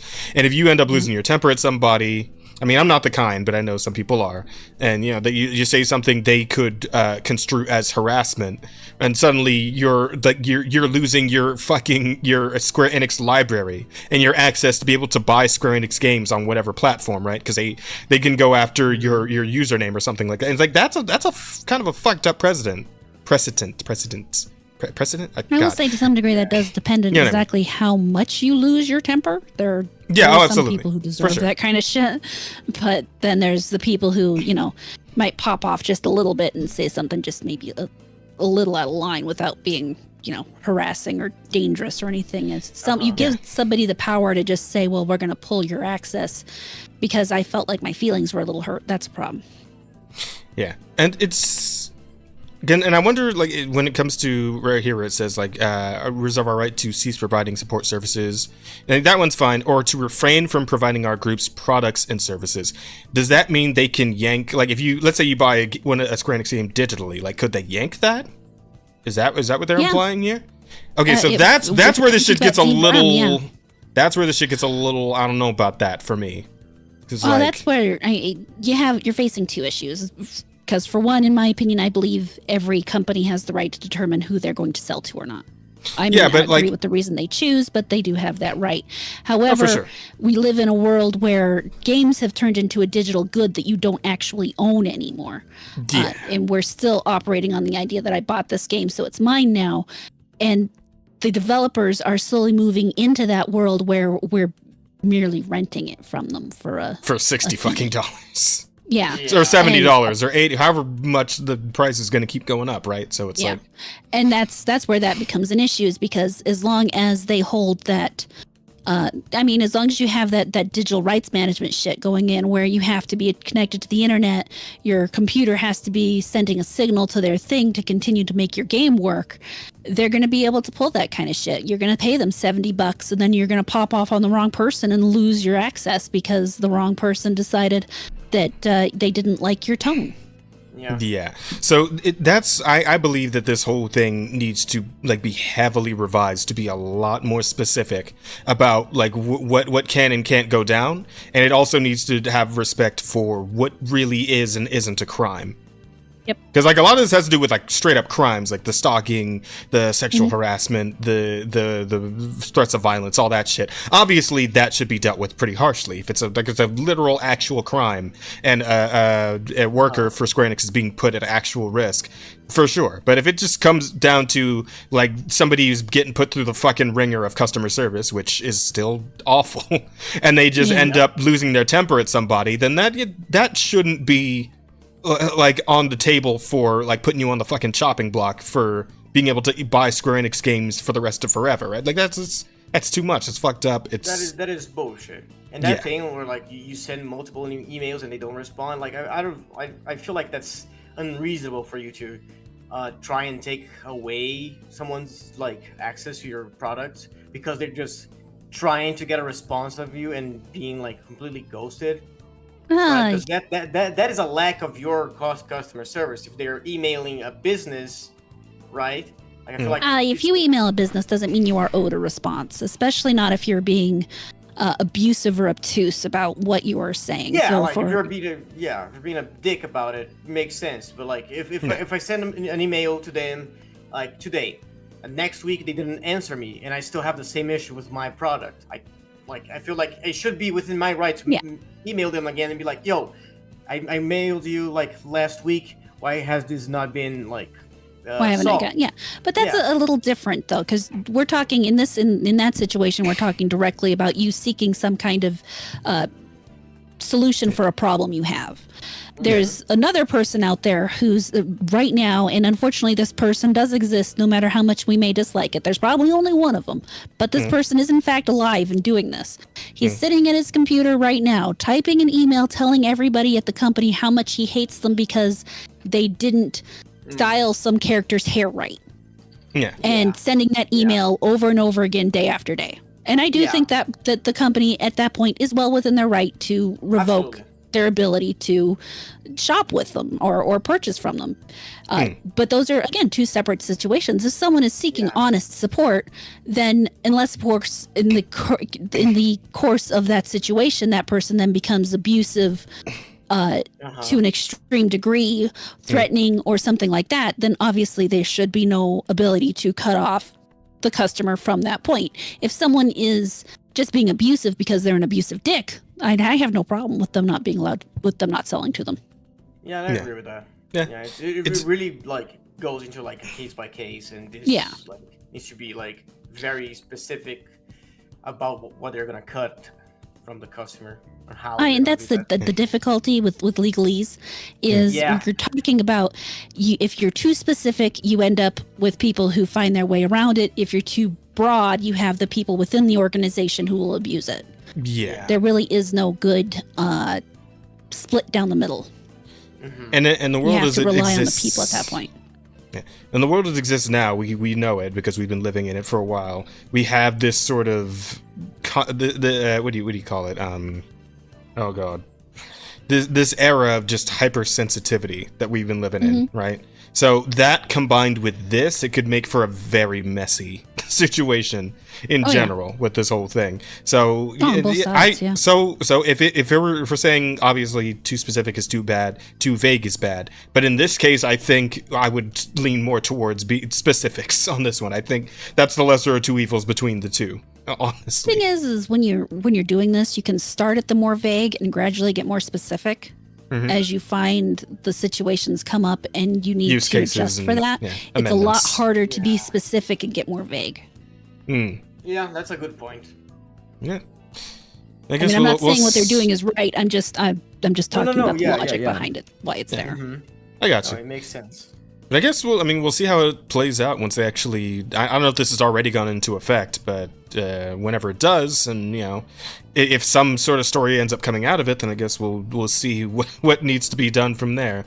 But I don't know. I'm a little iffy about it. There's going to be a story, and the fact right. that it matters is whoever the story is about is probably not going to be as angelic as they try to portray themselves. Well, I mean, if they come back with receipts and of like all their interactions with customer service, and it turns out they were just like, then maybe they got like a little frustrated, but they were never like overtly awful about it. Then we take it from there. But I guess we'll have to see, right? No, we'll see and that's the thing is this is going to cause them a problem sooner or later. That's most likely. There is not a doubt about that. We're probably going to run into 4 or 5 first that are really more abusive than they were trying to portray themselves as, but eventually you're going to run into that one where it's just like, I wasn't doing anything. I just got a little snippy because I was frustrated. And then all of a sudden I'm in this situation. Right. Yeah. That makes sense. But yeah, there's that. Next one is one of Emerada's. You wanna lead us through this story? This one was just really interesting to me because we're at this point where game designers and gamers are more able to communicate with each other. And while a lot of times gamers feel like we're giving good feedback, the game designers may not necessarily feel the same way. Or in some cases, they just straight up ignore it, which when you read this article, and that's what this article is about, is Tim Kaine, who was part of Fallout. He has a YouTube channel where he talks about these things. He actually talks about, people will talk about what they liked about the game. And I mean, even just the thing of feedback, like stop giving us dumb enemies doesn't help. Yeah. The fact is when you're trying to give feedback, constructive feedback, sometimes you have to be more specific. And when you're dealing with a large population, people who are giving vague things, I mean, you hear over and over and over again when people say, we want sexy women. And we all assume that everybody knows what that means. Now, to some degree, there is a safe assumption to make about what a sexy woman is. Conventionally attractive, right? Yeah, but that's still not very specific. I mean... True.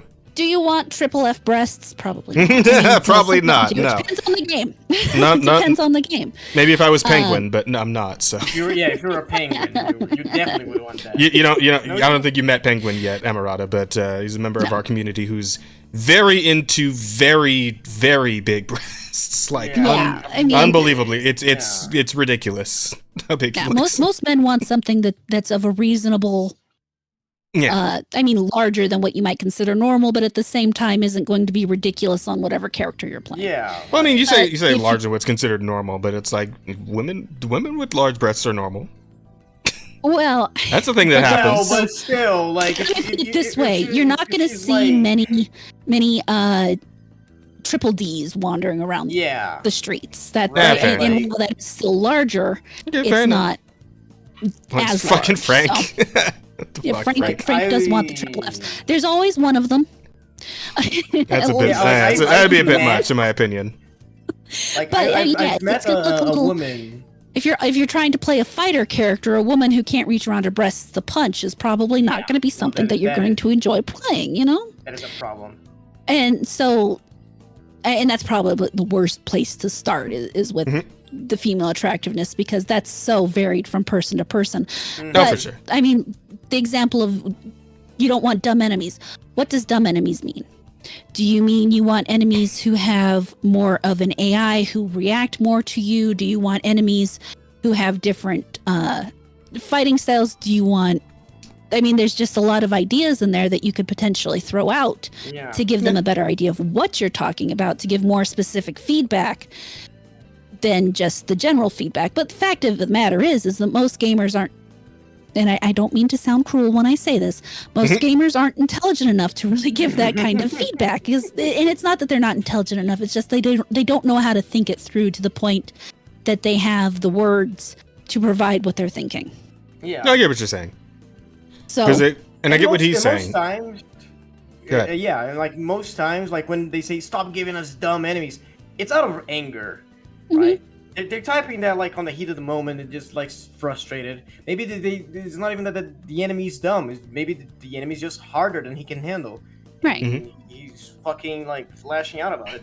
So yeah, I feel like there is very much a lack of like ability to communicate your wants and diswants.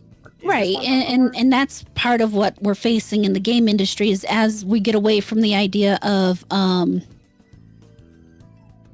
filtering ourselves through other entities, such as community managers or the games journalists and all that stuff. Yeah. There has to be a language established between the gamers and the developers where we both understand what we're saying, and some of that is going to include communicating more precisely what we're talking about. I mean, if you say that you're playing a game like trying to think of a good example here. So you're playing a Souls game and you enjoy the dodging technique and everything that you're playing in that, but then you switch to, I'm trying to think of a really good example, but my brain is all of a sudden drawing a blank. Like I need another adventure game. Let's say you're playing a game like Dragon Age.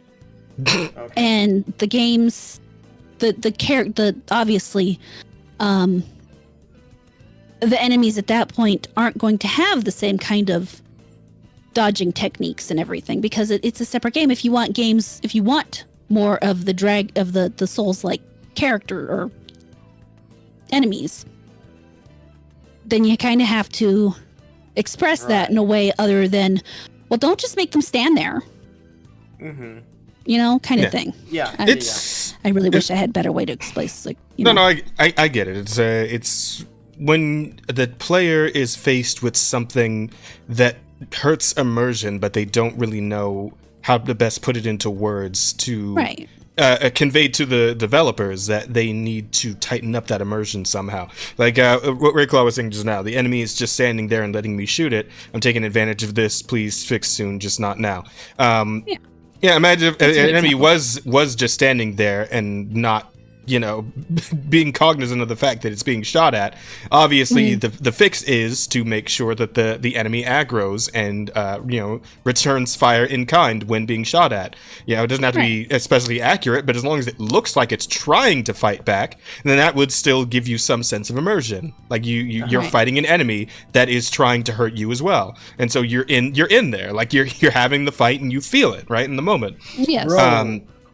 Which game was it that we saw that would like the enemies just walked around you and you stared at you? It was a little like there's been a few That's one of the shitty games I saw recently. So let me put this like in a personal experience, right? I think of when I was playing Spider-Man 2, right? And I was doing the Mary Jane sections. The problem there is that I was doing the Mary Jane sections when everyone told the developers that they didn't fucking like the Mary Jane sections in the first game.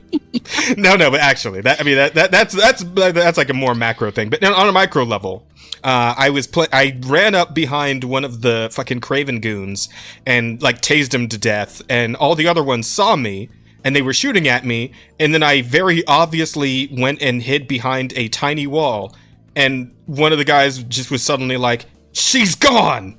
Like, obviously I want enemies who are a little smarter than that. Maybe ones that will follow me behind the tiny wall they just saw me run behind. Right? Shit like that. So it's like you kind of, you're able to be a little more specific with, it's like, oh yeah, the fact that this enemy completely lost me, even though they were looking right at me when I went to hide, is idiotic, and you should probably make it so that their tracking is a little more sophisticated than that, right? Yeah. That sort of thing. So and that's the kind of thing, because unfortunately, and this again is not I'm not trying to be mean to gamers. Most people will just say it in that broad spectrum of, well, they don't want the enemies to be as dumb, as opposed to saying, I want the enemies to understand that, or I want the enemy that's looking directly at me to come looking for me after I duck behind the wall. Yeah. Because it's obvious I was there. Now I've ducked behind the wall. It should know that. Yeah. Especially when it's several enemies who were looking at me when I did this, right? Because I ran out into the open, tased one of them, and then like 3 others started shooting at me. Then I ran away and hid, and they forgot I existed. It was like fucking GTA with the star level, right? Like, Yeah. Stupid shit like that, right? Or fucking Skyrim, when you fucking longbow, you kill a guy from a range, and they're like, must have been the wind, and their friend is like dead On the ground. Oh my god, I took so much advantage of that. I would snipe an entire room dead. The last guy standing there. Do you hear that? Yeah. Right. Well, and to a point, there is a certain entertainment to get out of that too. It's just not the one that maybe the developer was actually going for. Yeah. So, Yeah. you know? I mean, I don't necessarily 100% want them to fix that, but at the same time, I wouldn't blame them for fixing that. So. Yeah. Oh, yeah, absolutely. But yeah, I mean, the communication between gamers and the fact that we have the chance now to communicate so much more directly than we used to in the past does put a little bit of responsibility on our end to communicate better what it is we're looking for. Now, that doesn't mean that you can't ever go online and just randomly say that, you know, that you hate something vaguely because you're pissed at it right now and you don't have the time to think it through. But when it comes down to it, if you don't at some point articulate more fully what you want, you can't expect people to read your mind. Now, that said, that doesn't take the responsibility off the developers to, when presented with that kind of problem, to look at it more closely on their end and see if they can figure it out to some degree, because at the same time, they are still selling you a product. And if they want to create the best product, they have to deal with the feedback they get, and they still have to come up with examples or ways to fix these problems, because gamers aren't going to know how to fix it, because gamers are gamers, not game developers, for the most part. And to a point, like, if you at least have the input of, don't do this, you should be able to somewhat, like, common sense it into, like, finding an actual solution to the problem. If nothing else, just do the opposite of what the players are saying to not do, right? Like, if nothing else, that might at least be a good place to, that might at least be a good place to start, right? And then you can kind of extrapolate from there. But, like, I mean, you can try. At the end of the day, that time when that's not quite what the player meant. Yeah, true. But at the end of the day, as a game developer, it is kind of, the onus is sort of on you to work out a way around this sort of problem. You can only, you got to work with what you got in this world, and damn near anything you're trying to do. So go ahead, Asta. Sorry. Exactly. It's just, it's helpful if we as gamers think about it a little more and try to provide more precise information so that the game developers have an idea what we're saying, because they still can't read our minds. No, yeah, absolutely. But I feel like any attempt of trying to fix, even if it's not what you meant, like, it is, like, commendable, right? Like, yeah, absolutely. as long as they're trying to do something. Opposed to a dev that's just gonna see the feedback, be like, oh, you guys don't know how to give feedbacks, go fuck yourself, and not do anything about it. Yeah, no, that's definitely the wrong response. Yeah, absolutely. Right. In this day and age, it's like, it almost means the world to players on some level, that there's just a channel open for them to directly communicate with with the developers, instead of some jackass community manager just going to tell them they're all bigots or racist or whatever the fuck, you know, all that stupid shit, right? That's happened too many times to count now. Many more times than it should. Yeah, many more times than it ever should have happened. So, just that willingness to actually, you know, put yourself out there as the dev and listen to people and work with what they're telling you, that alone is extremely, extremely appreciated by a lot of gamers these days. Like, I think of Grinding Gear Games, right? The guys who are putting together Path of Exile 2. Technically, the game is in, like, a beta state right now, but the players... Yeah, an early access kind of beta state. And they've kind of been, like, when you signed up to play the game, it's like, it's really good. It's really well put together and all that, but it's still got some kinks to wrinkle out, or some wrinkles to smooth out, essentially. Kinks? Right? Huh? Get kinks in the game? I'm sure somewhere there's probably some weird demon with chains and shit. I don't know, but anyway. I'm excited. Anyway, what I mean to say though is that, like, they've been doing a really good job of listening to their community and what they've been, like, giving for feedback on that game, and immediately capitalizing. We talked about this, like, I think the week before we went on, you know, the holiday break, was that they put out, like, it was like a weekend before they put out, like, a massive patch with, like, a 30 different changes and, like, a whole, like, laundry list of tweaks and shit. Like, they're on top of it because they're listening and they're taking it into account and they're adjusting accordingly, and people are really appreciating that and they're loving it, and they're I'll be honest, seeing that's one of the player numbers reasons, grow because of it. Yeah, it's one of the reasons I have no problems with early access gaming. If you know you're paying what should be a lesser amount for a game that you know has got problems and still in development, and you get to give feedback on that game, and the developer then listens to that feedback you're given and makes changes, I think that's really cool because you get into the game at a lower cost. You get to provide help in creating that game, and then the game releases and you've already bought it. I mean, I bought Baldur's Gate 3 when it was early access. Yeah. I didn't play it very long because I realized they were going to change so much that I didn't want to play through it and lose all my stuff. But, you know, I only paid $22 for Baldur's Gate 3 when I bought it. Nice. So, Fair enough. I think that was a really good value for my time and money. And it's the same thing with Nightingale. When it comes out full access, I will have only paid $30 for it when it comes out. And it's supposed to be a $60 game. So I'll have gotten it for half off and gotten to play it for hundreds of hours when it comes out. And again, that's another community or another dev that when the players give feedback, they try to respond to it in a way that makes sense for the game. And that's one of those nice things to see. And absolutely. At the same time, it doesn't hurt for gamers to think about the fact, you know, if I want them to change these things, it's probably better for me to explain this in a way that somebody will understand. Absolutely. Though I would say that in general, this is probably going to be more on the devs. And when I say that, I mean, you're probably going, if you got a big game that a lot of people are paying attention to, you're going to get just shit tons of feedback regardless, right? And some of it's going to be worthless garbage bullshit and you should throw it in the bin.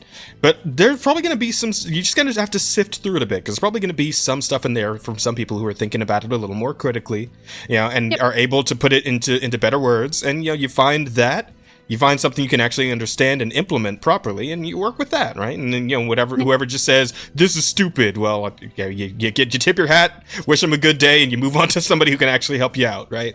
Wow. Thank you for your feedback. Yeah, there you go. Exactly. If they're going to be short with you, again, like the one sentence RPer, right? Respond accordingly. Do what you got to do. I opened the door. Okay. And then what? Naked on the couch. Sexily. How do you respond? Sexily.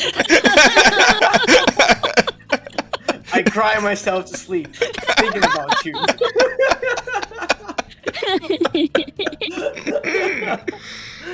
Oh man, God. The stories I could tell of my days as a text-based RPer, man. It's maybe one day. Maybe one day. One day we will share. Oh my God. RP stories. Chad, if you pay us $100, we'll share RP horror stories. Yeah, that would be that's all I'm saying. Okay, that would okay. Wait, if we could find a few more people who've been put some time in on text-based RP scenarios, we could make a stream of that. That could be fun. That could be a lot of fun. That could be fun, yeah. That could traumatize entire generations of humans.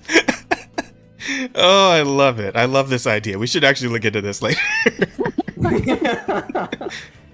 All right. Well, I think that brings us to our final thing, which is slid across my table at the last minute here. But apparently there is some drama surrounding one Pirate Software and our good old friend Asmongold. Your good friend Asmongold. Emerada, would you... He's friends with Asmongold. We just know who he is. Yeah, none of us actually know him personally. But anyway. Anyway, Emerada, would you like to give us the lowdown on what exactly has been going on one more time? So, the quick and easy part of this, and I'm just going to skip all the extra backstory. Ashes of Creation is an MMORPG that is in development currently. A fellow released a video about 2 or 3 weeks ago with a bunch of negative commentary about the game. Asmongold asked him onto a stream. They were talking about it. Pirate Nation also has 500 hours into this same game. He decided to join Asmongold's stream in an attempt to fight or push back against the negative that the one guy was saying, because obviously Asmongold hasn't played the game, so he doesn't have that kind of context. And now Pirate Software is facing a lot of hate because he dared get on a stream with Asmongold to talk not about anything else but video gaming. And people have a serious issue with the fact that and this is the part that really I find hilarious. They're saying that Pirate Software shouldn't platform somebody like Asmongold, when in fact what happened was Asmongold platformed him. Yeah. Then the whole thing is so ridiculous. And I have to say, I really admire the way that Pirate Software is handling it. He's basically saying, you know what, I went on to defend this game because I didn't want the only voice in the room to be negative about this game. I would do it again, and if you want to cancel me, go ahead. Yeah, I mean, we have his actual statement here if we want to just go through this real quick. A lot of people are mad that I talked to Asmongold recently about Ash's creation. Can see all of your comments and messages about this through YouTube and here on Twitter. In this instance, another creator made a disparaging video about the game, and Asmon didn't have enough game knowledge to talk about it because he hasn't had the chance to play it. This immediately makes the audience have a negative opinion of something with nobody there to say otherwise. I have over 500 hours in the game and refuted the video made by the other creator. As Asmon's channel was the flashpoint for this, it makes sense to talk to him about the situation and clear the air of bullshit. Okay, yeah, fair enough. We did this live on Twitch the same day it happened. In the internet of today, if you don't say something, then the room will fill up with the people who do. I chose to help set the record straight on this, and I'm glad to have done so. If you want to cancel me for talking to him, that's fine, but I would do this again, given the chance. The developers don't deserve unwarranted hate. Yeah, so he's just... yeah, I mean, it seems perfectly reasonable to me. But if we were to look through the quote tweets real quick... Oh my god. Yeah, it's fucking... It's not going great. Actively defending Asmongold, bro. Oh my god. So this is so fucked up. Like people trying to bring other stuff into the conversation just because of who Asmongold is. It is just like childish, right? Yeah, it is. It's like full on tribalism to the utmost degree. Bro. Many such centrists. Fucking hell. It's like, if you're not willing to have a conversation with a person, like, what is the point? Like, you're just there to hate, right? Like, they went in to talk about the video game, and about the video game they did. Like, it's so weird that you want, like, a person to, like, do your like moral grounding for you, right? Just because they have a platform, right? They don't have this responsibility that everyone think that you do, right? Just because you have like a big following doesn't mean you have to be talking about your political view, your morals every time, right? I think it's the one you were talking about, Emirata. Oh, actually, I wasn't even talking about one specifically. I just know that it's something that's said repeatedly. A group sentiment? Okay. Yeah, I mean, what that guy's saying there is actually repeated over and over again, not just in the quote tweets, but also in the comments. Good old dead internet theory. It's fucking bots, man. I'm sorry, Asta, continue. You were saying. Oh yeah, that's basically my whole point. Like, if you're not willing to have a conversation with someone about like anything. Like, without, like, trying to push your fucking, like, moral high ground or whatever. Like, dude, just grow up, right? Like, I don't like Asmongold. Like, I've openly said that I don't agree with most things that he says. Fair enough. I don't think Pirate Software did anything wrong. Like, I feel like he has been, and always been, like, based in everything that he do, right? And this... I haven't actually watched any of his stuff, but I'm gonna check him out. No, I think he's a very like down to earth person, and he's very like methodic on the stuff that he does, right? And this is very in character for him to be like, yo, I went there and I talked to him. If you don't like that I talked to him, like, cancel me. I don't care. That is a very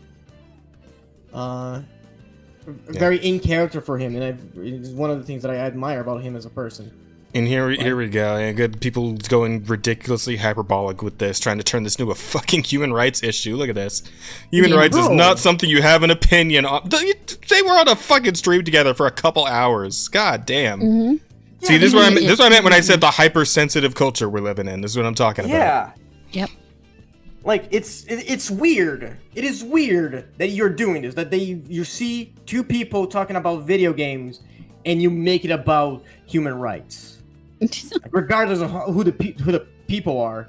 Like, why this fixation about this, right? Yep. Being apolitical should be a point of now. shame. Fucking hell. Bro, like, no one has any, like, responsibility to talk about the things that you want to talk about. Yep.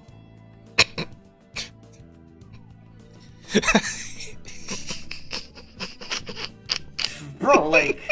I mean, you know what? Where are you taking this from? Like, these are all the voices in your head.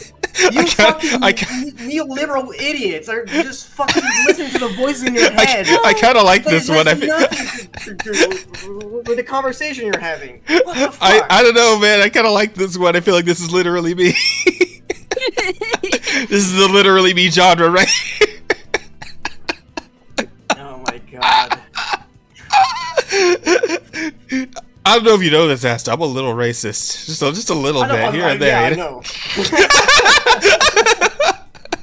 Well, hey, this coming from the guy who fucking hates the Portuguese, all right? Like, let's be real I'm here. also racist. Like, don't get me wrong. Don't get me wrong. I'm out to hate a bunch of people. Like, all right? Well, like, I know it sounded when I said I know it sounded like it was a bad thing, but it was more like an acknowledgement, you know? It was a Yeah, no, compliment. I'm just fucking with you, bro. You're a racist. It's, oh my god, you're a racist. Yeah, like, same. Like, that's enough, brother. Like, you know what I'm saying? Hey, I'm just fucking with you, Asta. No, I'm also fucking. Man, I should get a fucking dab me up GIF that we can play on stream. I should figure out how to get that in here somewhere and make that thing we can play. Whenever we agree super hard on something, it's gonna happen again. Yeah, it's gonna happen. Yeah, as it has happened. I'm gonna prepare that for next week. Where I'm gonna get it in there. Don't worry. I'm gonna get a bunch of like sound stuff for the Discord too, so we can play funny noises and whatnot. I love it. But this is a good response, by the way. The replies are a field room 10 by Qs that are condemning this person for talking to Asmongold and telling him why he's wrong on something. And he's not allowed because Asmongold equals bad. They're obsessed with it. We are the good guys. Everyone else should fuck off. Yeah, moral grandstanding, soapboxing, all that kind of shit. Yeah, it's so fucking idiotic. Nobody wins when nobody talks. Exactly. Ally fights is so fun to watch. You talk to literally Hitler. Or pronouns are they, them. You are worse than Hitler for that. Oh, sorry, I didn't mean it. But you defended literally Hitler. And then they try to fight over who's a bigger Hitler.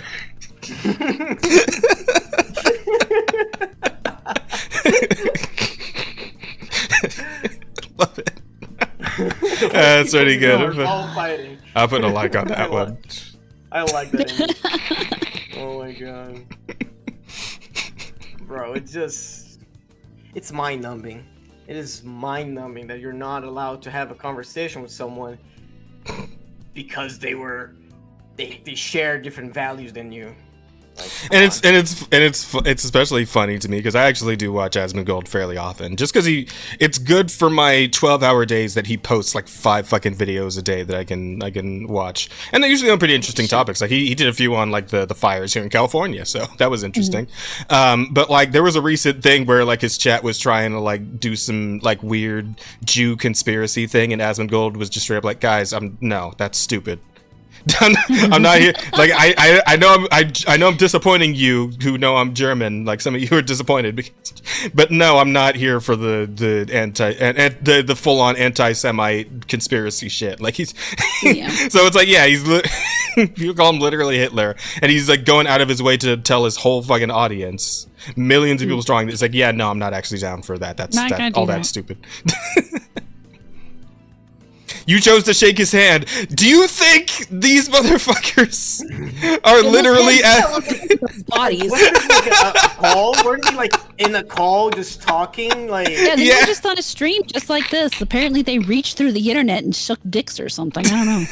Yeah. Clearly this picture is real, guys. Yes, like, it's very real. That is the thing that really happened. That's a historical document now. Oh man. And it's also like they are ignoring the fact that talking to Asmongold, which is like completely out of his niche, is a great way to put your point across, because you're not preaching to your own audience. You're talking to people that disagree with you. Like, don't you guys understand that's a great way to like convey your point? That is, talk to people that disagree with you. Yeah, but he sucks because he didn't call Asmongold a bigot on the way out of the call. So, bro. Well, the thing that gets me is, the man says, cancel me if you want to. And they're acting like he's all of a sudden throwing cancellation out as this. He's saying that, oh my God, you guys are canceling me. No, he just said that, if you want to, go ahead, whatever. Yeah. And the fact that they take so much umbrage with that, the fact that they're so upset about it, tells me that that's what they want to do, but now they can't. Yeah, no, absolutely. Yeah, and just I'm seeing it like you were saying. The fact everyone's like, he platformed.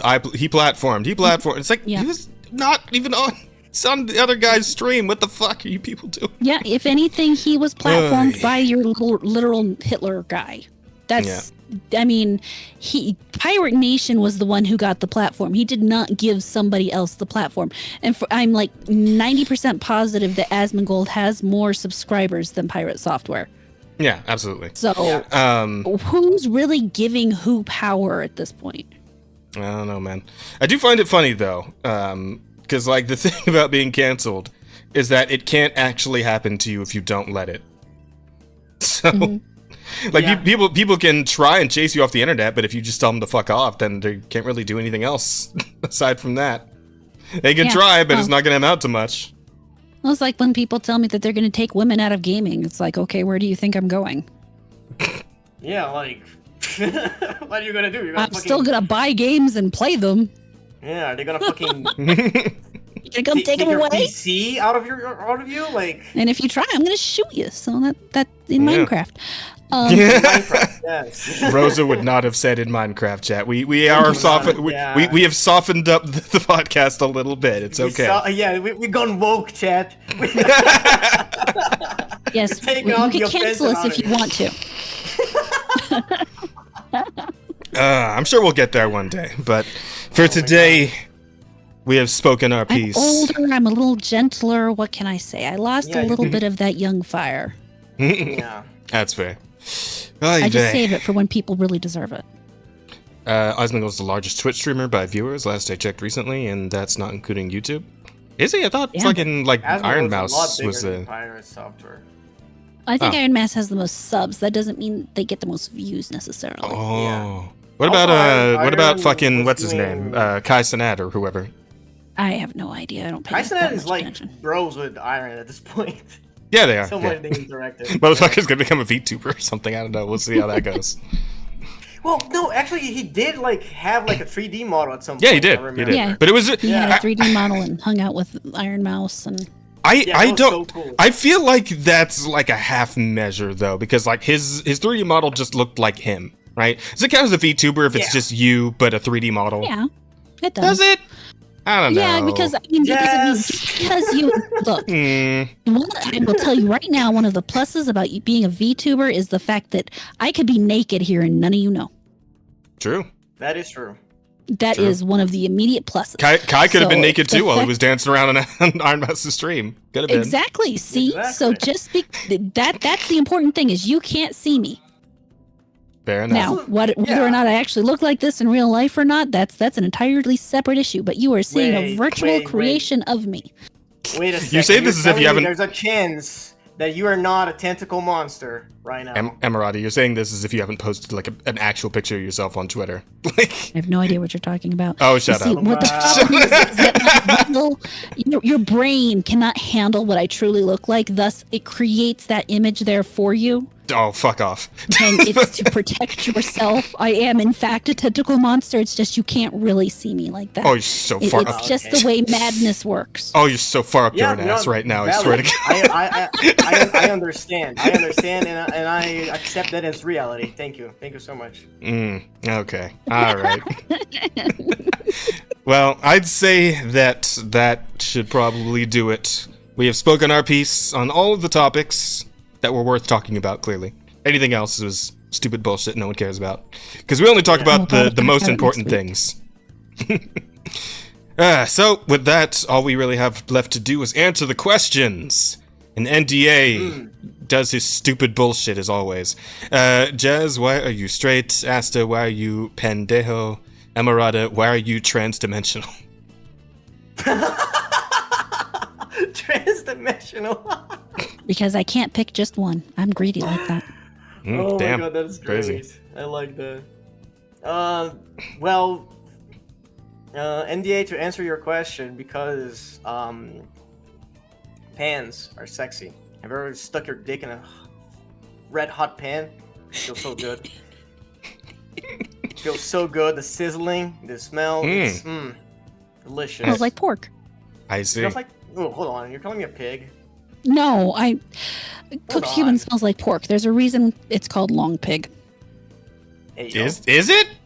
That's Yes. news to me. What the fuck? When human is cooked, it smells like pork, and that's why they call it long pig. Oh, because my That's- dick's so big. That's horrific. But thank you for the knowledge.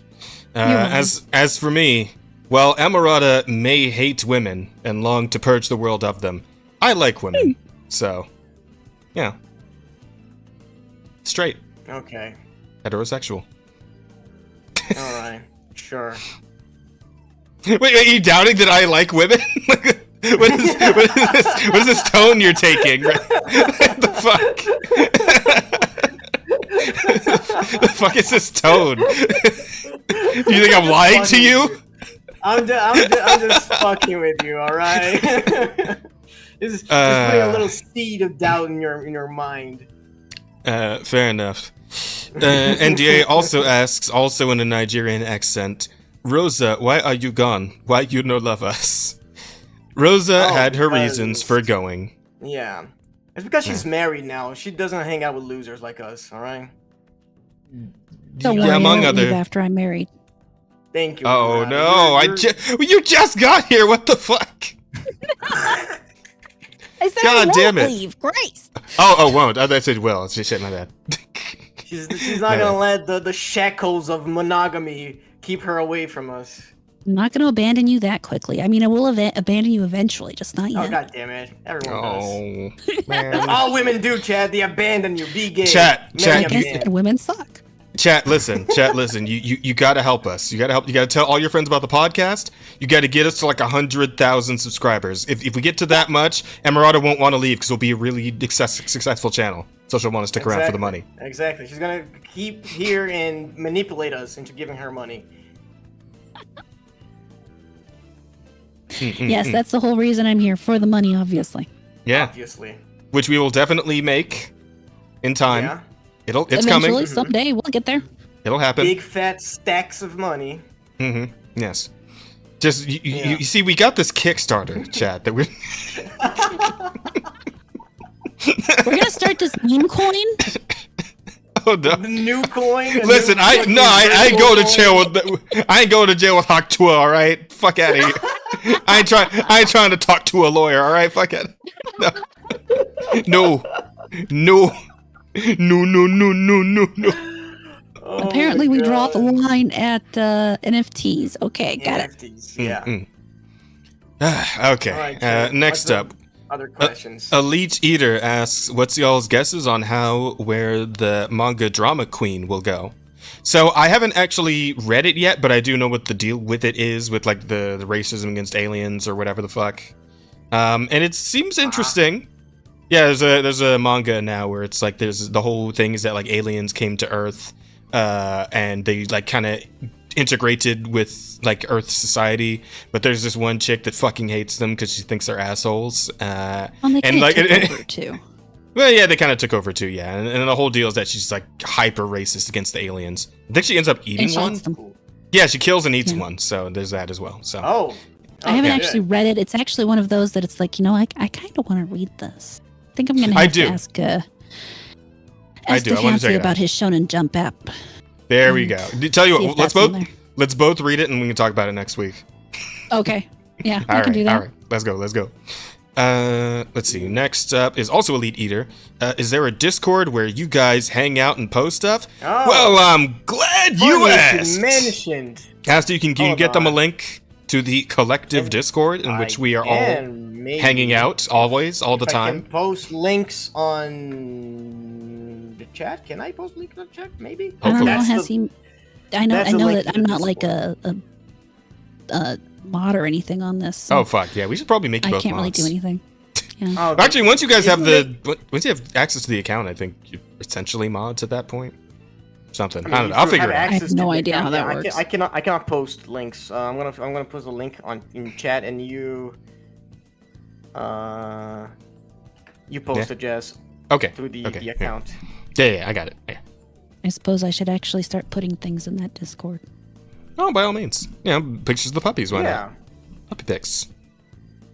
Where did you? I mean, I never post anything. I thought you said puppy dicks. I'm like, what? No! Oh God! No! I don't have any puppy dicks. No! Holy shit! That is vetoed. Vetoed by the by the collective. Maybe not on that one, but there's a link to the Discord if you'd like to come and join us there for all kinds of fun stuff. We do watch-alongs sometimes.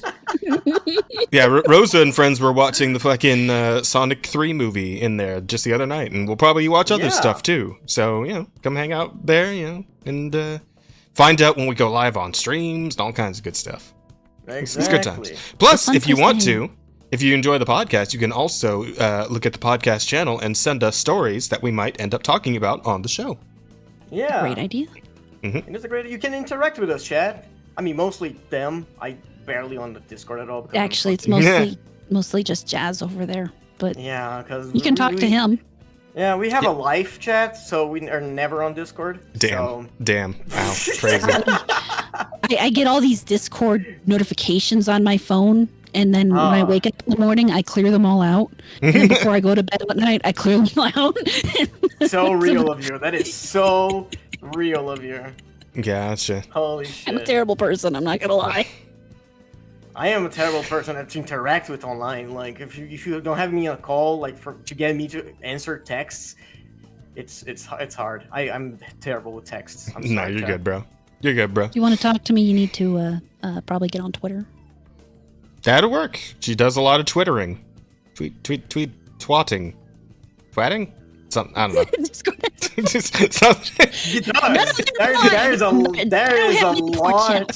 There's a lot of porn channels in there, Chad, including one of them. It's mine with all of my art that I draw. So if you guys want to, check that shit out. My porn channel is for tomboys only. Only the tomboy porn is allowed. He's a tomboy purist. Yeah. Abs are highly encouraged. Yeah, but like they're 10 porn channels. There's one for abs, there's one for feet, there's one for femboys, Yeah, we don't know what Rada's porn channel is going to be yet. Probably something technical related. Let's be real. It could be like a horror porn. Oh god, that's Lumi's fucking porn channel on her server probably. Slow-mo. It's just tentacles and monsters and fucking... No, Lumi's like straight up into Guro. Like, she didn't like torture porn and shit. Yeah, like Lumi is into some weird shit, man. I don't know. Which Lumi? Luminous Cove Lumi, the mermaid Lumi, on the Archcast with Arch. Yeah. Damn. Yeah, she's into some shit. I would not have guessed. Always the nice ones. It's always the nice ones. It's funny, man, because we could talk about this a bit when we do the podcast tribunal thing or whatever we're doing on the 20th. I think it was the 20th. Pretty sure. I'll circle back with Razor on that one, but pretty sure it's the 20th. We all talked about all getting together to do the year in review thing. Stream they wants to do. Oh, wait. Yeah. Yeah. That was a thing. That was a thing. Yeah. I mean, I'm still gonna be there. I don't know about you two. And I added you two to the group, right? Both of you, didn't I? I don't know. Probably. I know I added you, Emerada, because I remember explaining to you what was happening when you actually joined the DM group. I remember now. Yes, you did add me. I do remember talking about it. I don't have any plans for that day, so as far as I know, that's still happening. Yes. All right, cool. I think I added Asta too, but The I'll double check. 24-year review, is that thing? Yeah, I believe, yes, 2024 year review DM group thing. Yeah, that's gonna be on the 22nd. 22nd, okay, got it. The Wednesday after this one. Yeah. Is that the 22nd or is that the 20th? 22nd. I believe 20th so. is Yes. Monday. Okay. Yep. Okay, yeah, you're right. Okay, yes. Cool. All right. Yeah, Lum is into some weird shit. Yeah, well, to each their own, right? Except for the Vor enjoyers. Fuck those guys. We're not here to judge. I'm here to judge the Vor enjoyers. I don't like them. Specifically the Vor enjoyers. Yep. Vor is the worst fucking fetish in existence. Hate it. Hate everyone who enjoys it. Awful. There's so many fucked up ones. There's so many. Oh, don't make me hate. I'm into the podcast before I end up hating you. Stop it. Cease. There's so many worse ones. But okay. Like, keep reading the fucking questions. Let's see. Jazz, how does it feel to be in hell? From Electric Angel. Hell's like another county over. I'm fine here. It's pretty cold actually where I'm at. I mean, you're literally talking to a demon and an abyss monster, so you're technically in some. Oh, I thought he was talking about fucking California still burning, but yeah, that's over there. I'm over here, so I'm good. Yeah, that was a joke. No, I got you. And as far as this personal hell, it's pretty good. I love these guys. I love these two. These guys are great. Oh, how cute you are. Oh, these are my good buddies. We like you too. Oh, thanks. Debatable. Asta doesn't like me. He loves me. I do love you. Oh. Mwah. Love you too, little bro. I'm gonna be sick. No. Okay. All right. You're give it time, Amarada. You're gonna come into the fold more and more as time goes on. Exactly. You're gonna be a homosexual just as we are. I am not sleeping with women. She hates women. Remember? Now you'll be a sibling. You don't need to. Oh my! Strong reason why I'm straight. Oh, wait a minute. You don't need to sleep with them to be gay. Like I'm gay. I don't sleep with anyone. If Rada's actually got like a decade on me, she's challenging my position as the big sibling. Oh God, no. She definitely is. No. Definitely is. No. I'm the big brother. Other vibes. So just don't call me mom. I mean, I'm sure plenty of your own viewers do that enough as it is. So. I mean, but it's normally. You know what? We won't talk about that. It seems to touch a nerve there. All right. That's all the questions. So, shall we choose a podcast title? What do we got, Asta? Okay, let's see the titles. Okay, chat, prepare to vote. We got... hang on 1 second. Podcast title. Okay, go ahead. Prolong your anal inspection.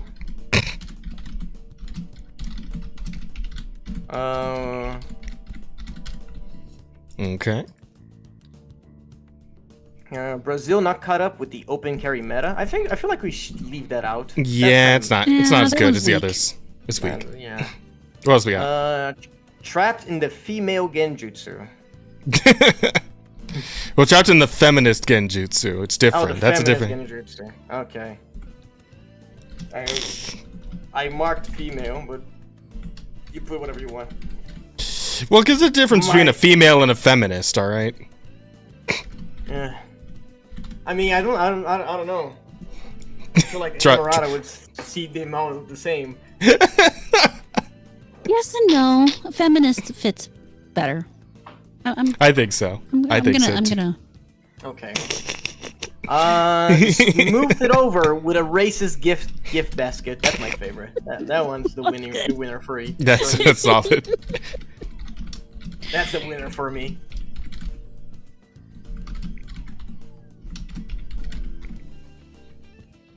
It's slightly too long.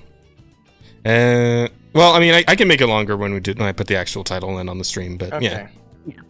Okay, so this one, we're not going to use it, but I want to say it out loud. Eating your mother while fucking your lunch. That one. Yeah, we can't use that, obviously. I fucking love that one. That one's so good. What else? I feel like there was one other really good one. There is Or am I forgetting? The Tire Stealers Anonymous. Yeah. Fucking bitch.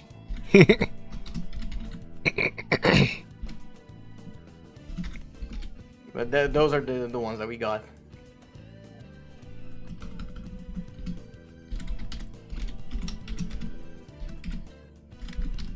Kind of hungry right now. Yeah. You had 2 hot dogs before we got here. Why are you hungry? Because I'm hungry. Because he didn't. Because he spit. He didn't swallow. All right. Oh, that's 2 jokes in a one. Okay. It's fucking, all right. Okay, Chad. The poll is up. Do some voting. Tell us what you want the title to be. I think the racist gift basket already pulling ahead. It's so good. It is so good. Yeah, like I eat a lot. I don't know how you guys can go like a whole day with one meal. Like I eat all the time. There's only 3 votes in there, chat. Come on. Is it gonna be feminist genjutsu or racist gift basket? Can we get at least 5 votes? Can we get 2 more voters? There are 15 of you here.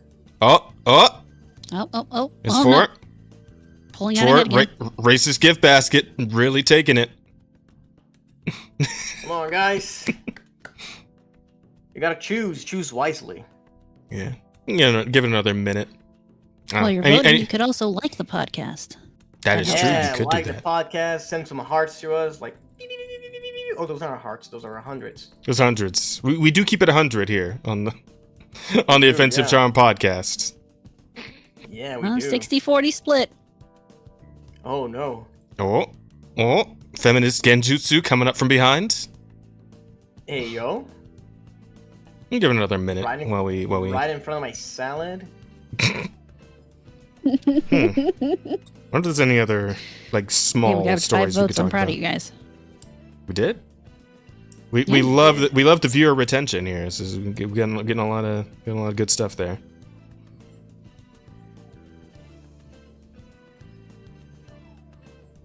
We are growing, chat. Now, get some people to watch us, to subscribe to us. Let us rule the world.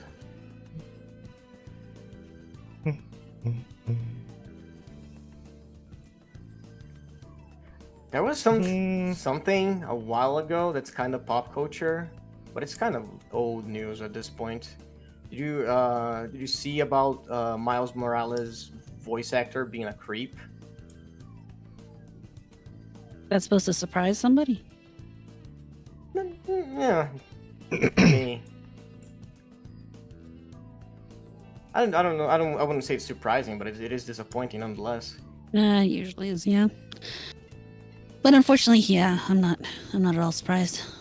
Oh, look, we're up to 6. Congratulations. We got 6. Let's go. Good shit, Chad. Good shit. I'm proud of you guys for voting. This is the most important vote of your life. Exactly. Nothing in your life is ever gonna amount to the same importance than this vote. So, pull up, Chad. Make the difference. Of course, it looks like they're all racist. We cured our viewership very thoroughly, you know? Well, I'd say it's probably going to be racist gift basket, guys. Doesn't look like which is good. It's pretty strong. All right, well we'll go with that then. Thank you for your votes, chat, and thank you for being here with us tonight on Emerada's first episode as a true blue host of the Offensive Charm podcast. We hope you'll join us next week as well. I'm going to ask around a bit and see if there will be a guest next week. I don't know for certain, but I'll let you guys know when I know. Or maybe I won't, depending if I remember. To get us one if we want to, just saying. Yeah? Oh, who do you have in mind? Well, I mean, so we can talk about it. Yeah. Okay. Yeah, we'll talk. But yeah, that's going to be it for us for tonight, guys. So please do be sure to tell your friends, your family, anyone who will listen about the Offensive Charm podcast. If you enjoyed it, also leave a like on the video. It'll help us, circulate a little bit more. See if we can finally hit that 500 and really get the ball rolling here. We're aiming for big things in the year 2025. Hell yeah, Chad. Or at least medium-sized things. That'd be pretty good. Medium-sized things would be good too. Yeah, medium-sized. Then we'll get the we could work our way up. We could work our way up to big things. Yeah. It's like a gauge, it's like in the earring, or Asta with his butt plugs. I don't know, No. Okay, all right. You need to chill. I would, yeah. All right. I mean, what you guys do when we're not here, that's up to you. Fucking TMI, all right? Like, that's my business, all right, guys? Let's keep it civil here. All right, guys. We'll see you all in episode 44? 4. Yes. 44. We'll see you all in episode 44. Take care of yourselves. Have a good night. Go get something to eat. We'll see you in the next one. Later! Bye!